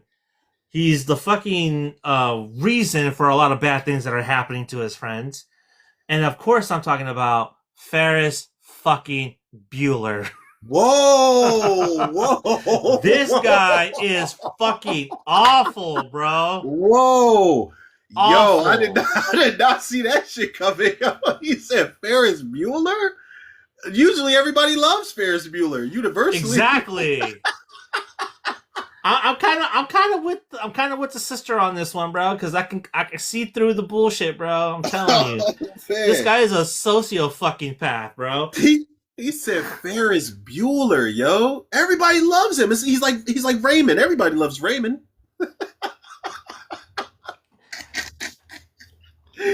So Ferris Bueller? yeah, so he gets his girlfriend, who's a junior out of school, claims that her fucking grandma died. He convinces his best friend to take his dad's Ferrari, knowing damn well that that's gonna get him in some shit, and Ferris ain't gonna suffer none of the consequences of that.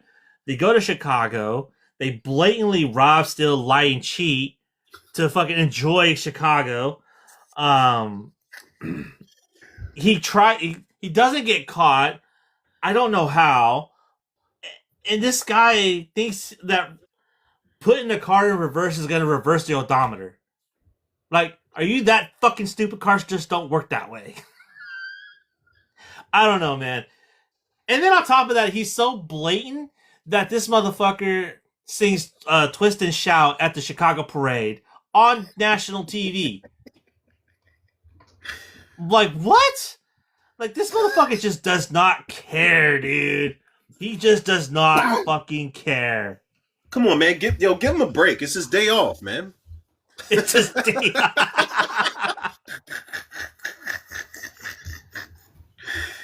Give him a fucking break, man. Oh shit. My man said Ferris Bueller. Like you are. That's cruel, man. That's cruel. How? This dude, go back and watch that Ferris movie. Bueller, man. Nah, man.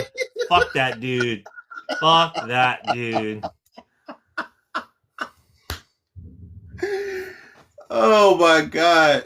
This guy's a super fucking senior and he's dating like a 17-year-old. Come on, dude. Get the fuck out of here. He said, fuck that dude. Yeah. Hey, yo. Ferris Bueller, though? That's crazy. That Cameron. And then Cameron is the worst, too, because Cameron is like going along with it and like he's all in his head and Cameron just wants to like I don't know. Yeah, by the end of it, Cameron grows a set of balls and wants to stand up to his dad. But that should be up to Cameron, not to Ferris. I'm just saying, dude. Yeah. Ferris fucking Bueller, bro. He's a terrible friend. Terrible fucking friend. I gotta go back and watch that shit. There's only one of them, right? Like, or was it an idea to make a sequel and there's just one movie? Let's see.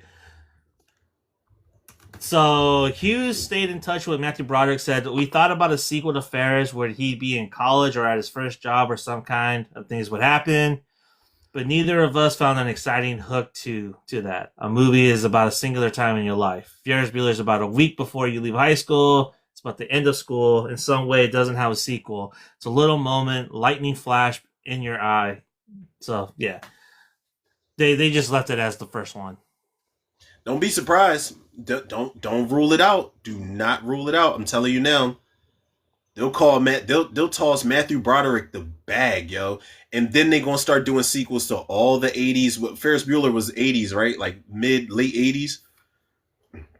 Then they're gonna start Late doing 80s. like they're gonna start doing sequels to all the '80s shit. They're gonna do like just one of the guys again. They're gonna do fucking like the Goonies is already coming out, but that's kind of like magical.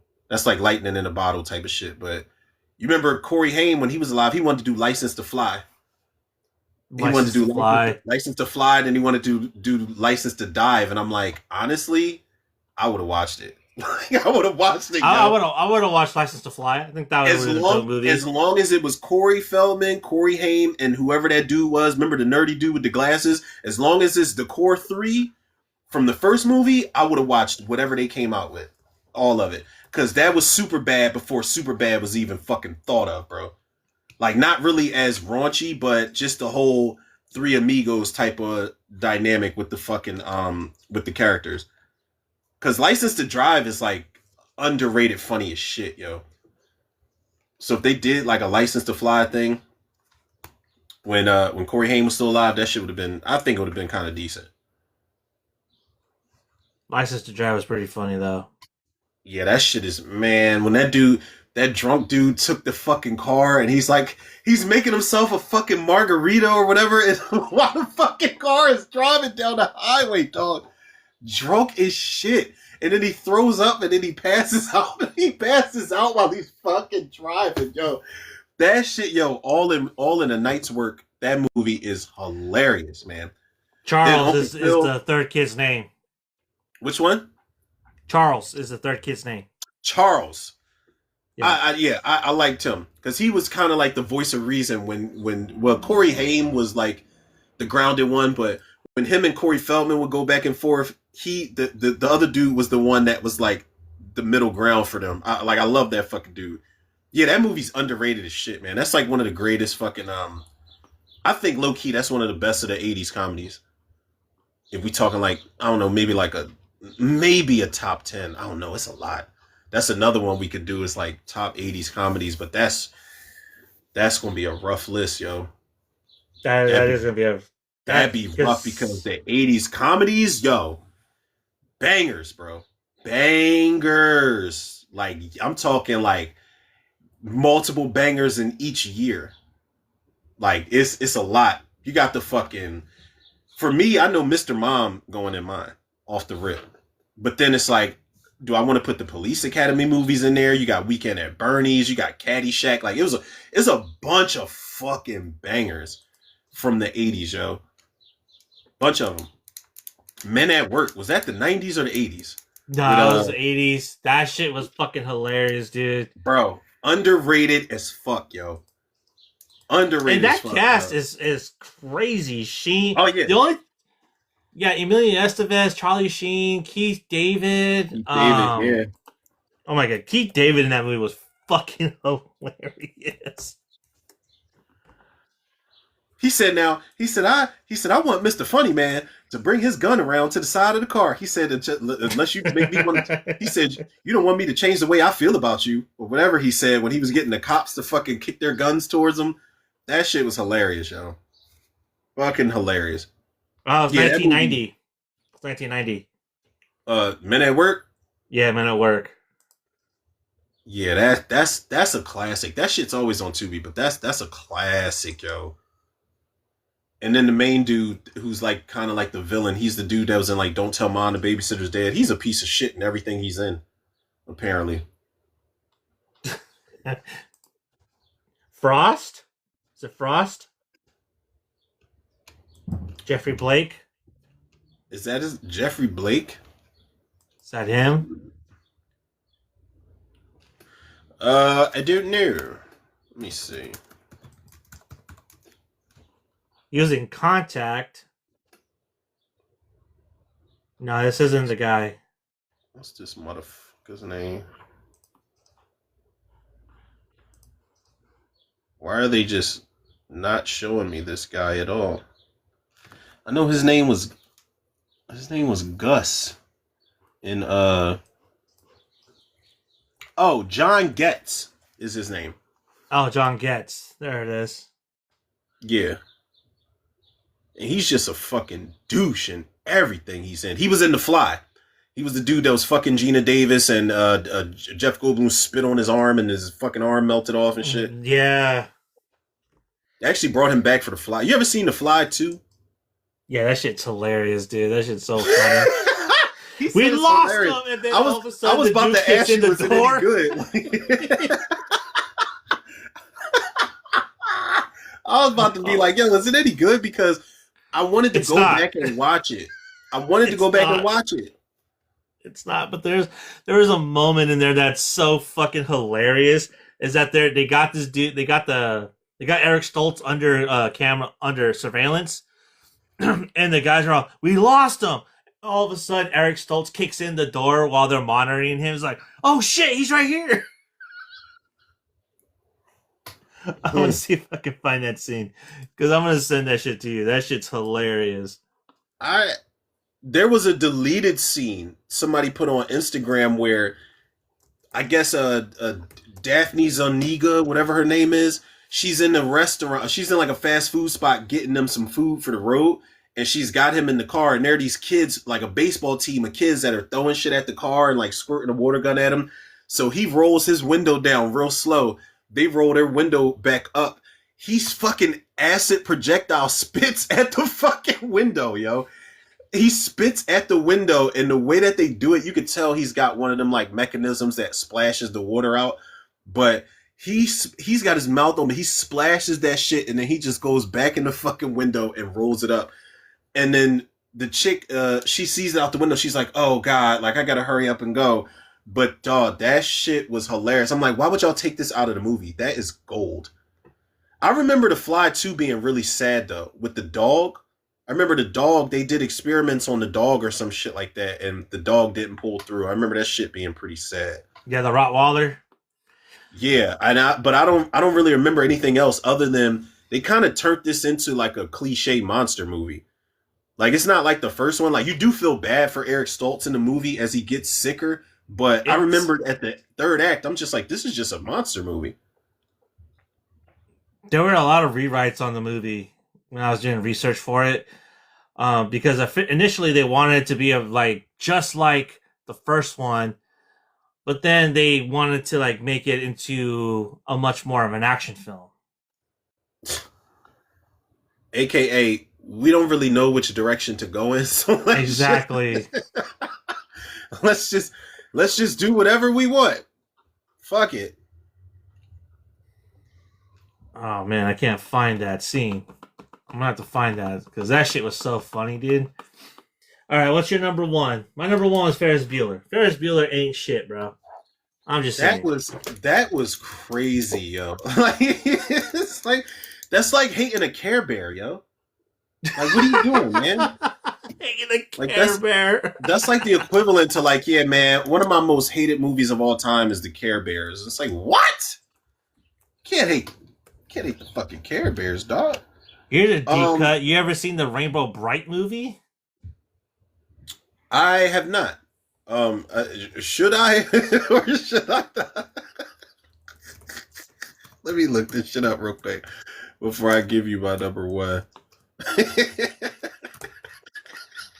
from 1985, The Star Stealer. That was my shit back in the day, bro. Rainbow Bright and the Star Stealer. Yeah.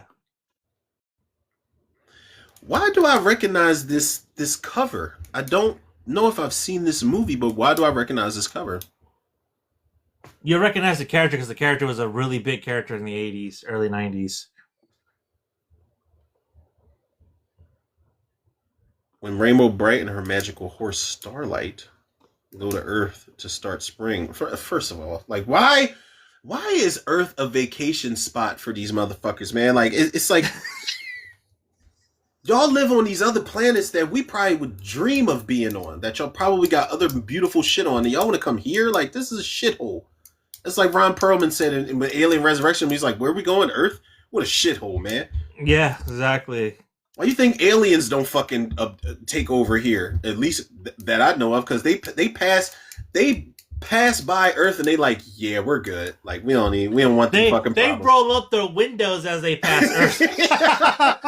Exactly, exactly, yo. We got enough bullshit going on with us, man. We yo hit the locks, yo, Yup.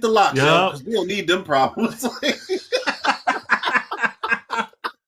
For Yo, real. real shit, man. Like they don't want to come here. They like, nah. Like, yo, you sure you don't want it? No. It's like the Like, Griswolds going no. through the hood and they're like, roll. Yeah, man. It's like he said they roll their windows up. Yeah, you goddamn right. They like, no. We will live to regret it for sure. Absolutely not. Yeah. We will not do it. That's a fucking movie right there where the aliens is just like they're like cruising the galaxy, but then they I don't know if they crash land on Earth by mistake or some shit, but they go past Earth. It's just like, nah, dog. Nah, we Like we good, don't. man. Yeah, Ain't we don't. crazy We down don't. there, bro. Yeah, They we don't keep want them wanting us type to of do problems. anal probes on them. That's like, but that's gotta be. This is why we need Toe Jam and Earl, man. When they crash land on Earth, and they like, yo, these fucking Earthlings are crazy, yo. The Earthlings Yeah. are all trying. They're all crazy. They're all trying to kill them and manipulate them. We need that Toe Jam. We need to get it away from Steph Curry's production company because that's who I think they gained the rights to it years back. But I'm like, yeah, no. After that Good Times animated series, fuck that company. Fuck y'all. Yeah, I'm gonna have to I'm gonna give him a little bit more of a benefit because he's doing the Mac Dre documentary, so I'm gonna see what he does with that. If that's good, then maybe we'll see. But other than that, I don't know. All right, so number one ain't shit character. Well, my number one ain't shit character. Let's just skip all the pleasantries, people. I've talked about this on RNZ Live. I've talked about this on the podcast. I've talked about this. I feel like I've universally talked about this shit. My number one is Tommy Doyle. Tommy motherfucking Doyle from Halloween Kills. You already know where I'm going with this, bro. I don't want to make this a long, drawn out rant. Fuck this dude. You, Tommy Doyle. Let's just do a little bit of backstory for like 2 seconds. Just 2 seconds. Tommy Doyle was like what 8 years old in the first Halloween, and Mm-hmm. he was getting teased, but like Tommy was kind of always low key suspect to be a bitch because make your fucking mind up. Like in the movie, he was getting teased by Lonnie and Richie and whoever the fucking other kid was, and they made him break his pumpkin. He was scared of the boogeyman, but then he was trying to tease Lindsay, like, yeah, he's gonna get you. It's like, all right, well, are you doing that to her because she's a girl and like you feel like she's not as tough as you? Like, what do you make your mind up as far as what you want to be scared of and shit? Then he took 17 fucking hours to let Lori in while she was getting chased by Michael Myers. That's a whole nother thing. But then Halloween Kills. And when they announced Anthony Michael Hall was playing Tommy, I was like, that's weird casting. That's dude from Edward Scissorhands, but whatever. I'll roll with it if he's written properly, and he was written terribly in that fucking movie, and he ain't shit because he got every single person in that mob killed that night. Yep. Again, everybody was all adults. They're all adults. They make their own decisions for sure. Tommy Doyle got those motherfuckers killed. I don't care what anybody says because he's the main one. When everybody was gathered up in the first of all, when he was in the bar, and the girl came back in and she's like, she's like, oh, Michael Myers is in the back seat of my car, and he's like, he's just staring there. He's looking up. He's like, yeah, it's Michael. It's got to be. And then he grabs I was about to say Old Yeller. What the fuck is that shit called? Old Huckleberry. He grabs Old Huckleberry off the Oh, shelf. Huckleberry. Like you about to do something. The only fucking thing that you hit was a fucking car. You hit a car and you hit Michael once. You hit a car windshield and hit Michael once with that bat throughout the entirety of the whole fucking movie. And you got everybody gassed up outside the bar. Then when they got to the hospital, he's like, he is an apex predator. Evil dies tonight. We watched the sheriff system fail this town, and we're going to take charge. And he got everybody gassed up. And then when everybody was getting sliced up at the end by Michael in that slow motion, dramatic Shakespearean montage scene, his bitch ass was sitting back watching everybody get killed. He waited until everybody was already dead to swing that bat and then got stabbed in the fucking chest with his bitch ass. And I love that scene because Michael stared him right in his motherfucking eyes after he took that knife out of him. And then when Tommy fell, he busted his shit. And then Anthony Michael Hall even teased the idea. He's like, well, Tommy may come back. Who knows? And I'm glad that there was an extended moment where when Michael busts that bat and busts his shit open, cherry pie all over the place, the bat broke and Michael stabbed it inside of him. I was like, yes. Fuck yep, yes. Not man. coming back now. You're done. You're done, dog. It's over. It's over. And that is the most satisfying death. One of the most satisfying deaths in the entire franchise for me. Because Tommy Doyle, I know he wasn't written to be a antagonist, but he really was. Like, in Michael's defense, I don't want to defend a serial killer on RNZ Live, people, but god damn it, man. Michael was just trying to get home. He was just trying to get home. Like, get out of his way. He was trying to get home. Tommy's like, no, you gotta cut him off. You gotta cut him off here, and then if he tries to go this place, then you pop up somewhere else. He pulled up to the gas station, bro, and he's like, yo, man, I need a few good men, like the movie. Come on, let's get it, man, because I ain't gonna do shit. I'm gonna just let y'all get killed, and then I'm gonna try to do something after the fact. Like I need some breathing room while y'all getting killed. Like I fucking hate Tommy Doyle. I genuinely fucking hate this character. He might be I might hate him more than Dr. Sartain. Honestly, bro. I might hate Tommy more than John Stroh. And John Stroh hit a woman in that fucking movie in Halloween 6. In Halloween 6, yeah. I might hate him more than Ronnie from William Forsythe from Rob Zombie's Halloween. Like I really might. Tommy Doyle just gets under my fucking skin, and I hate his character. Every line that comes out his mouth when I watch the movie nowadays is very fucking cringeworthy. Where he's just like, they pull up to the park, Lonnie, Allison, and Cameron pull up to the park after everybody gets killed. And they're like, oh, that's Tommy. And it's like, Tommy, what's going on? He's like, it's Lindsay's car. It's blood all in the inside. I need you guys. Come on. It's like, what, you tough? What you need us for? Like, why you want me to bring my son and his girlfriend into this shit, man? I can see if you ask me, but you need the teenagers too? You a bitch like that? That you need the kids to come here? I'm like, come on, man. I hate Tommy Doyle. Hate him. I hate that fucking character, bro. Forever. For life. Nothing against Anthony Michael Hall. We would love to have you on the show, sir. But you as Tommy Doyle, my man, like if they would have brought Paul Rudd back. Yeah, I was gonna say that Paul Rudd should have been Tommy Doyle. It wouldn't have made sense because y'all retconned Halloween 6. Y'all retconned everything after Halloween 1. So it would have threw everybody off if you brought Paul Rudd back. But I would have gave it a pass, bro. If they was like, well, we don't know. We got to make it make sense. We don't know what we're doing. I would have gave it a pass, bro. Because Anthony Michael Hall fucking sucks as Tommy Doyle. I hate him. I hate his fucking character with a passion. Can't fucking stand him. He tells Karen, yeah, I'm sorry. It's like, if I go down, I'm going to go down swinging. Shut the fuck up. Shut your bitch ass up because you're not going to do nothing. You would think that he would jump in when Michael was killing all of the townspeople and shit. He just stood back, wiping the blood out of his eye. Like a fucking diva. He should have smeared the blood on his face like a army man or something like that. But no, he had to be written like a bitch. I don't like him. Can't fucking stand him, bro. Green Bandit says, you guys still talk about Halloween? It's been 4 months. Is there that much content? Just kidding. No, I mean, there is a lot of content. There's a lot to digest in that fucking movie, bro. I'm not even going to dignify that with a response. Because Halloween is universal. It's the GOAT. I could do an entire, like, if my entire narrative for my podcast was Halloween movies, like, it's a lot to unpack. It's a lot to unpack. Like, there's still shit I'm finding out about the Halloween franchise. So, yeah. Oh, yeah, shit. So that's your number one, Tommy fucking Doyle. Yeah.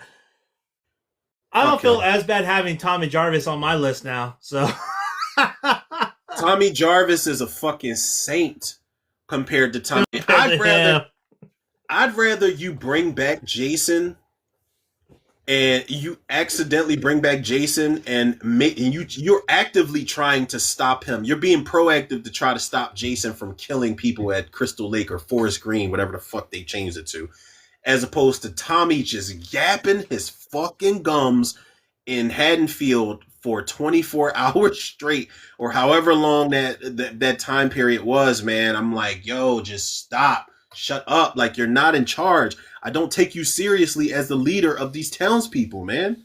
Like Earl from Halloween 4, I trusted him more to handle business, and they shot somebody by mistake. They accidentally killed somebody.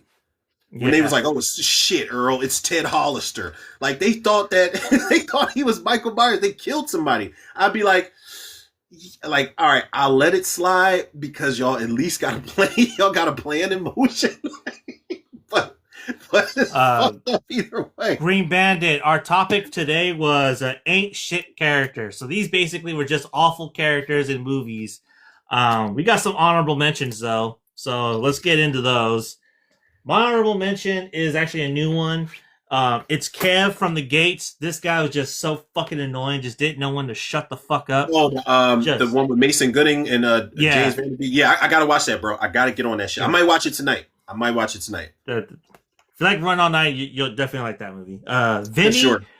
from Summer of Sam. This guy was just a piece of shit all around. Oh, Dude. I haven't seen Summer of Sam in years. I only saw that once when it came out, I think. Is that Jennifer Not only- Esposito in that? Jennifer Esposito, Mira Sorvino, John Is John Leguizamo, Leguizamo? Yeah, Adrian for Brody. sure. Yeah, I not remember only that is this shit. guy's a huge piece of shit, but this motherfucker sets up his own friend and points him to be a son of Sam, and just stands there while he just gets his ass beat. Badger from What's the Worst That Can Happen? He just leaves Martin Lawrence high and dry throughout the whole movie. And then Badger, yo, I've never seen that shit. Is that with Danny DeVito? That's Danny DeVito, Martin Lawrence, Bernie I've never Mac, seen it, yo. bro. William Filcher. William Filcher is in that movie too. I've never seen What's the Worst That Could Happen. Oh Yo. my god, I know. that I know. is such a funny movie, dude. That was around the time when I was falling off like Martin and Eddie movies. That's one of his hidden gems, for sure. And then I got a couple TV characters: Jimmy McNulty from The Wire and Brian Griffin from Family Guy. Brian Griffin is just the fucking worst, dude. Oh my god, He said Brian Griffin. Brian Yo. Griffin is the worst. He's just, oh my god, fuck that guy. Brian Griffin be spitting facts though. He's terrible.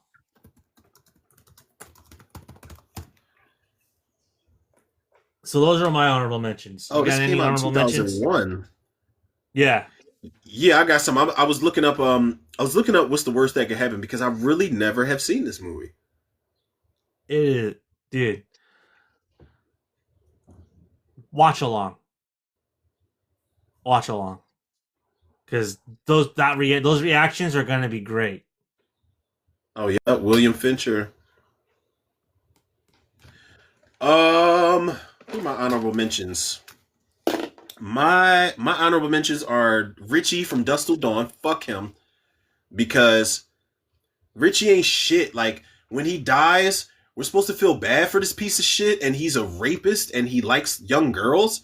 Like Yeah. like that character is written in such a manipulative way by fucking Quentin Tarantino himself to where But it's we're supposed to feel also bad for him.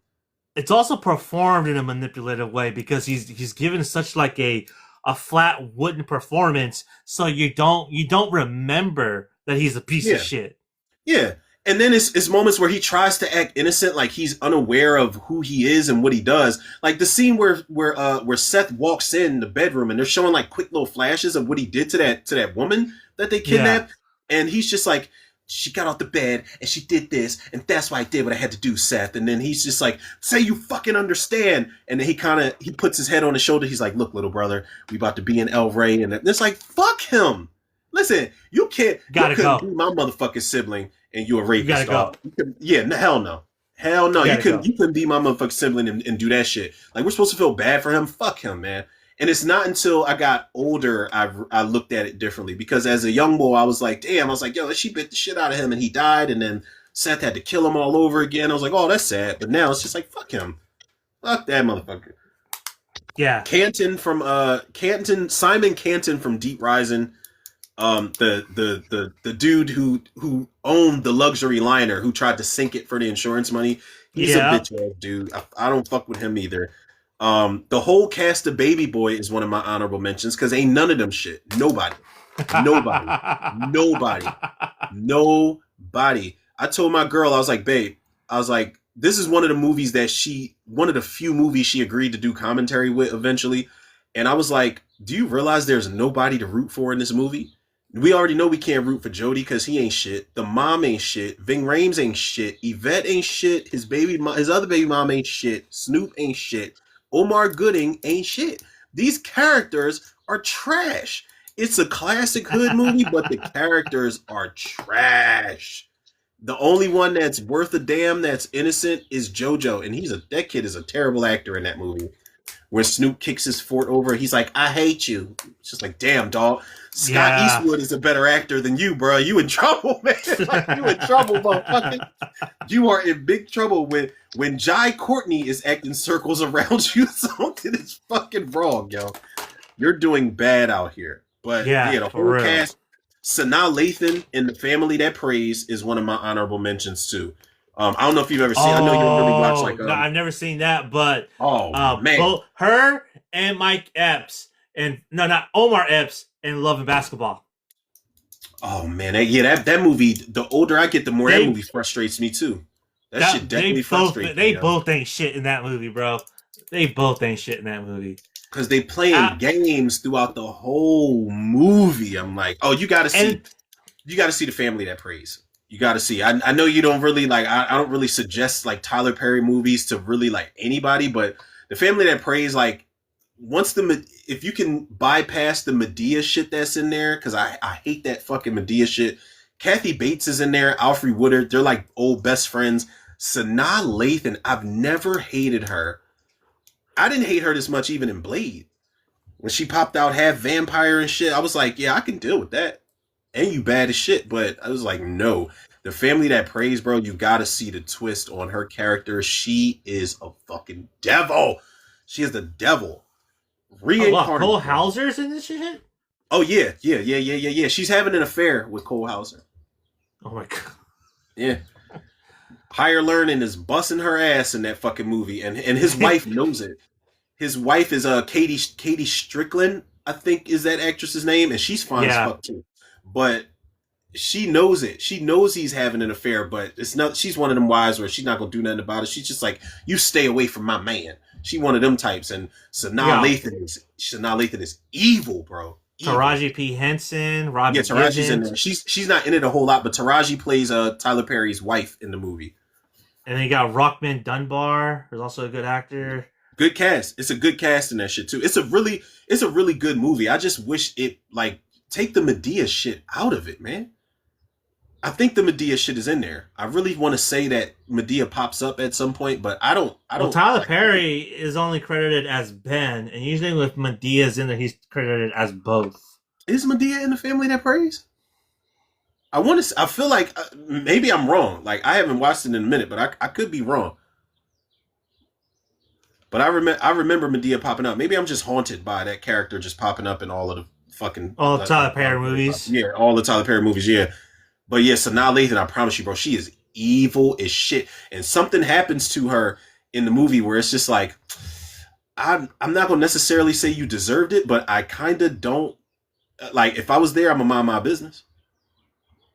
I'm gonna mind my business. I ain't gonna say it. Yeah, it gets a little fucked up towards the end of it when people start revealing secrets and shit like that. I'm just like, damn, it's fucked up. Does it get as gnarly as that? What is it? Oh my god, what's that one movie with Harold Printyard, Richard Tyson, and Michael J. White?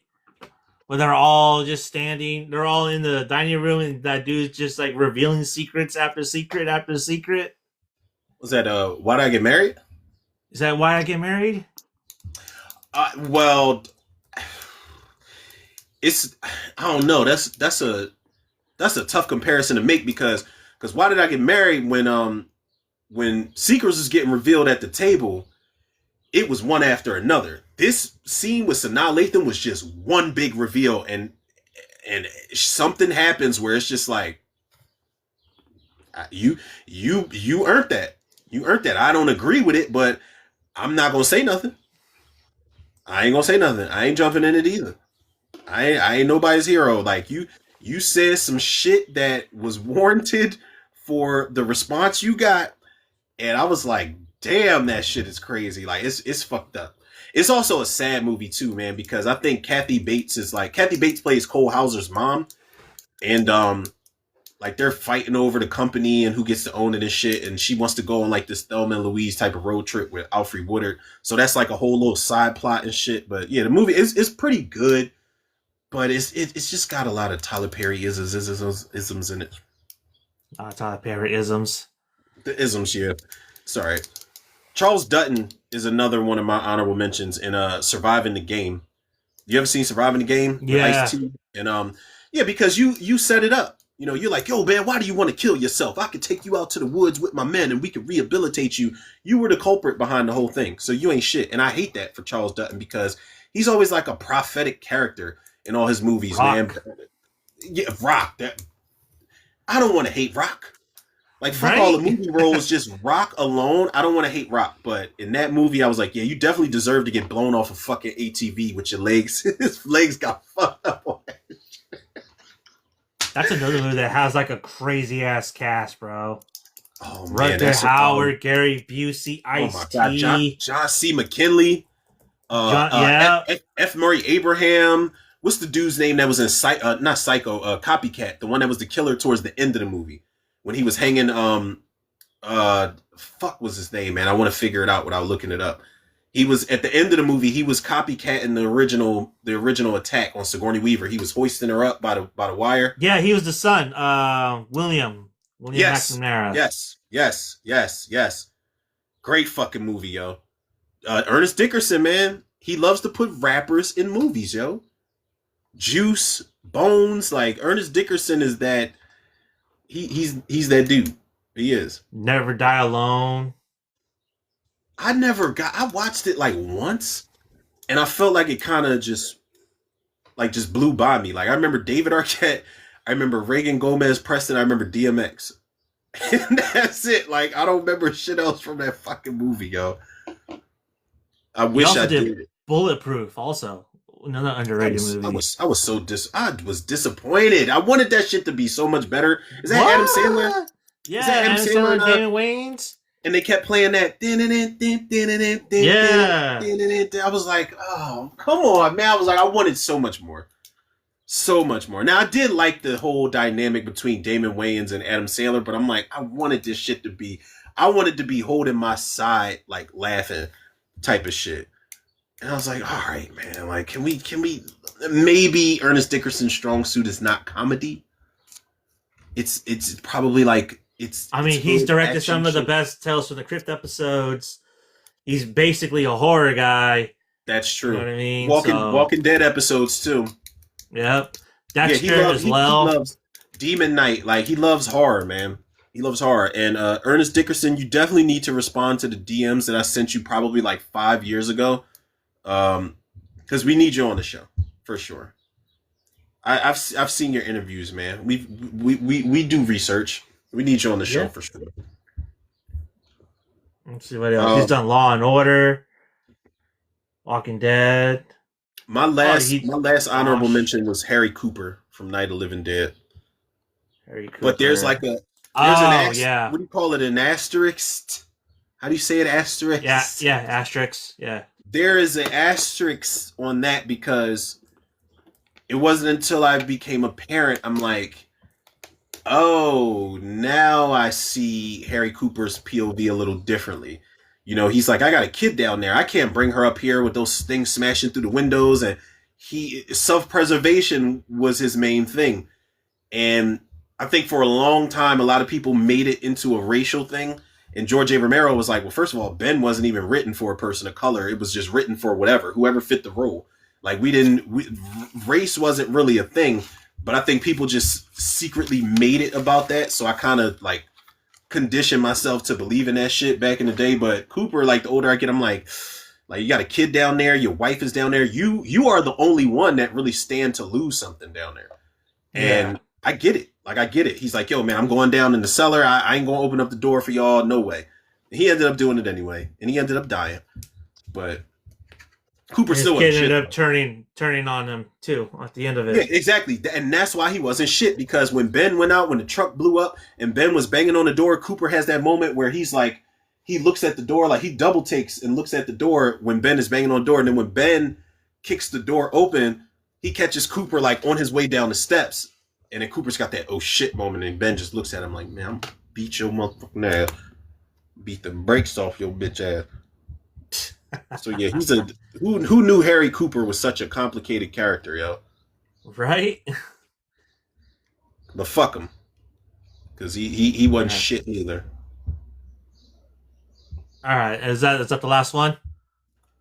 Yeah, that was my last. That was my Last last one. honorable mention, bro. All right. Well, I think we're gonna call it for today. That was a good Johnny's like, yo, episode. I'm tired as fuck. He's like, you ever see that clip where Tony Allen and when they do the athletes podcast, he's like, boy, it's out the mud. That's all y'all got for the day. Yeah, that's all we got, man. I'll be forgetting, man. Like our time frames is different. I know you be tired as shit. Like I was like, damn. I told my sister, I was like, Johnny be wrapping this shit up. He be wrapping this shit up. You know, they're like two things that I'll get up early for: R&Z Live and road trips. Those are the only two things that I'll ever get up for the morning for. I will never get up in the morning for work, for my day off. R&Z Live and road trips are the only things that I'll ever get up early for, dude, Listen, for real. listen, people. You heard it first, man. Listen to the dedication. Green Bandit said, "Later, guys. Have a good stream, yo. Thanks for tuning in, bro. Thank you, everybody, for tuning in. Everybody that tuned in or chimed in. I wasn't really paying attention to the comments so much this stream, but thank you to everybody that tuned in. We appreciate y'all. I really meant to put something up and ask them. You know how you will put like a video up and ask everybody like the questions like pertaining Yeah, to our topic and shit. I need to start doing that because you be getting engagement, yo. Like when we did the fucking what was it, the basketball team lineups or whatever. And yeah. and your followers was chiming in and had some crazy. First of all, the person that fucking picked Jesus Christ, that one episode, like, come on, man, like, come on, Nuts. man, You just y'all needed are him. fucking, That's it, dude. y'all are crazy, yo, like y'all, like, yo, I'm telling y'all, only on RNZ Live, yo, y'all are fucking nuts, man. Who and somebody picked Godzilla as a Yeah, fucking person or a Godzilla. mascot. I'm just like, come on, man, like y'all don't cheat. Like if we gonna give y'all like if we gonna ask for y'all opinions and ask for y'all takes on certain topics that we're gonna do, don't fucking cheat. Like, don't do that. Motherfucker said Jesus Christ. Like, and Mel Gibson he has Resurrection of the Christ coming out. He's got multiple sequels coming out. For what? Yeah, yeah, which is insane. So we'll be back on the 13th and the 27th. Would that work? For sure. Let me mark it down. You want to do the I gotta do some motherfucking research, bro, because it's something that I haven't seen. I was about to say, do you want to do the Survive the Night movies, man? The Survive the Night rankings, or Yeah, I mean, I actually do want to do those. Do you want to do I gotta that? watch a lot. So do I you gotta want catch to up. put that one down for the 27th, and then the 13th we'll do horror sequel remakes? Like, well, Oh yeah, what we would change about the fucking oh yeah, when we yeah, change about yeah, yeah, sequels? yeah, yeah, yeah, yeah, yeah. Oh, people. That's oh, hold on.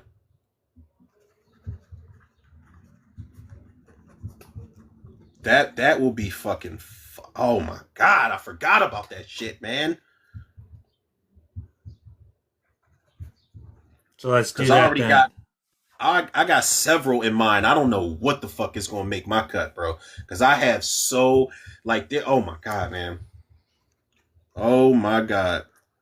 Honestly, I might start on the the remakes of the sequels outline first because I'm gonna have to do heavy lifting for our next one. I'm gonna have to do heavy lifting for the Survive the Night movies because there's a bunch of them I haven't seen, bro. There's a bunch of them. Like if they take place during one day or one night, there's so many of them that I haven't seen. And like you said, a lot of them came out in the '90s. So Yeah. I gotta brush up on that shit because I already know one or two are making my list for sure. But Well, I'm gonna have to watch some of these. I think we're probably gonna have Oh, for sure. You already know two. which two were. Yeah, you Yeah. know at this point, like after within recent times, we're gonna have two of the same on the list for sure. It's Yeah. no doubt in my mind for sure. Like and rightfully so. But Yeah. Because those. there's a bunch of them, man. There's so many good ones, so many fucking good ones. And I gotta, oh god, Yeah. let Because me go I back. gotta rewatch some of them too. So that's why I think we do that one at the end of the month. I think the what we would change about the horror sequels. I have some ideas, so I already jotted them down. So I think I'm gonna go with those ideas and flesh them out. For sure. I said So I'm that's getting what we're that gonna for do. sure. So we will see you guys back here on the 13th, and hopefully the Knicks are either going 6 games, 7 games, or they have swept whatever team from the West. So I'm hoping. Either Go New way, it'd York. be good for basketball. So it'd be great for basketball. I'm Let's go telling you. Knicks, man. And honestly, people, the next time that y'all see us for the stream, and I told my sister I'm taking this down. Shout out to the Lake Show. I love y'all, but it's time. It's time for a change. Fuck this background. I'm gonna give this stove blanket to my daughter. I've been repping y'all long enough, and I feel like it's not doing me any good. So I'm just gonna change this background. I already seen like the little throw blanket I want to put like tack to the wall, bro, and it's a lot more fitting for when I record and when we do the streams and shit. This ain't getting it no more, man. This is pissing me off right now. This is pissing me the fuck off at this point because y'all let OKC sweep the like. We not gonna do that. Yeah, We not gonna do no, that. no, no, no. That's not. That's not because then we're just gonna get all into it, and then it's just gonna be all bad. Let's save that rant for the 13th For sure. because we're gonna see what happens during the finals. Till then, Game 7 tonight. Go make sure you guys tune in, watch that shit. For Oh yeah, I'm us, watching it. we'll be back in 3 weeks, the 13th. Yes. So have fun, be safe, and we will see you then. Peace.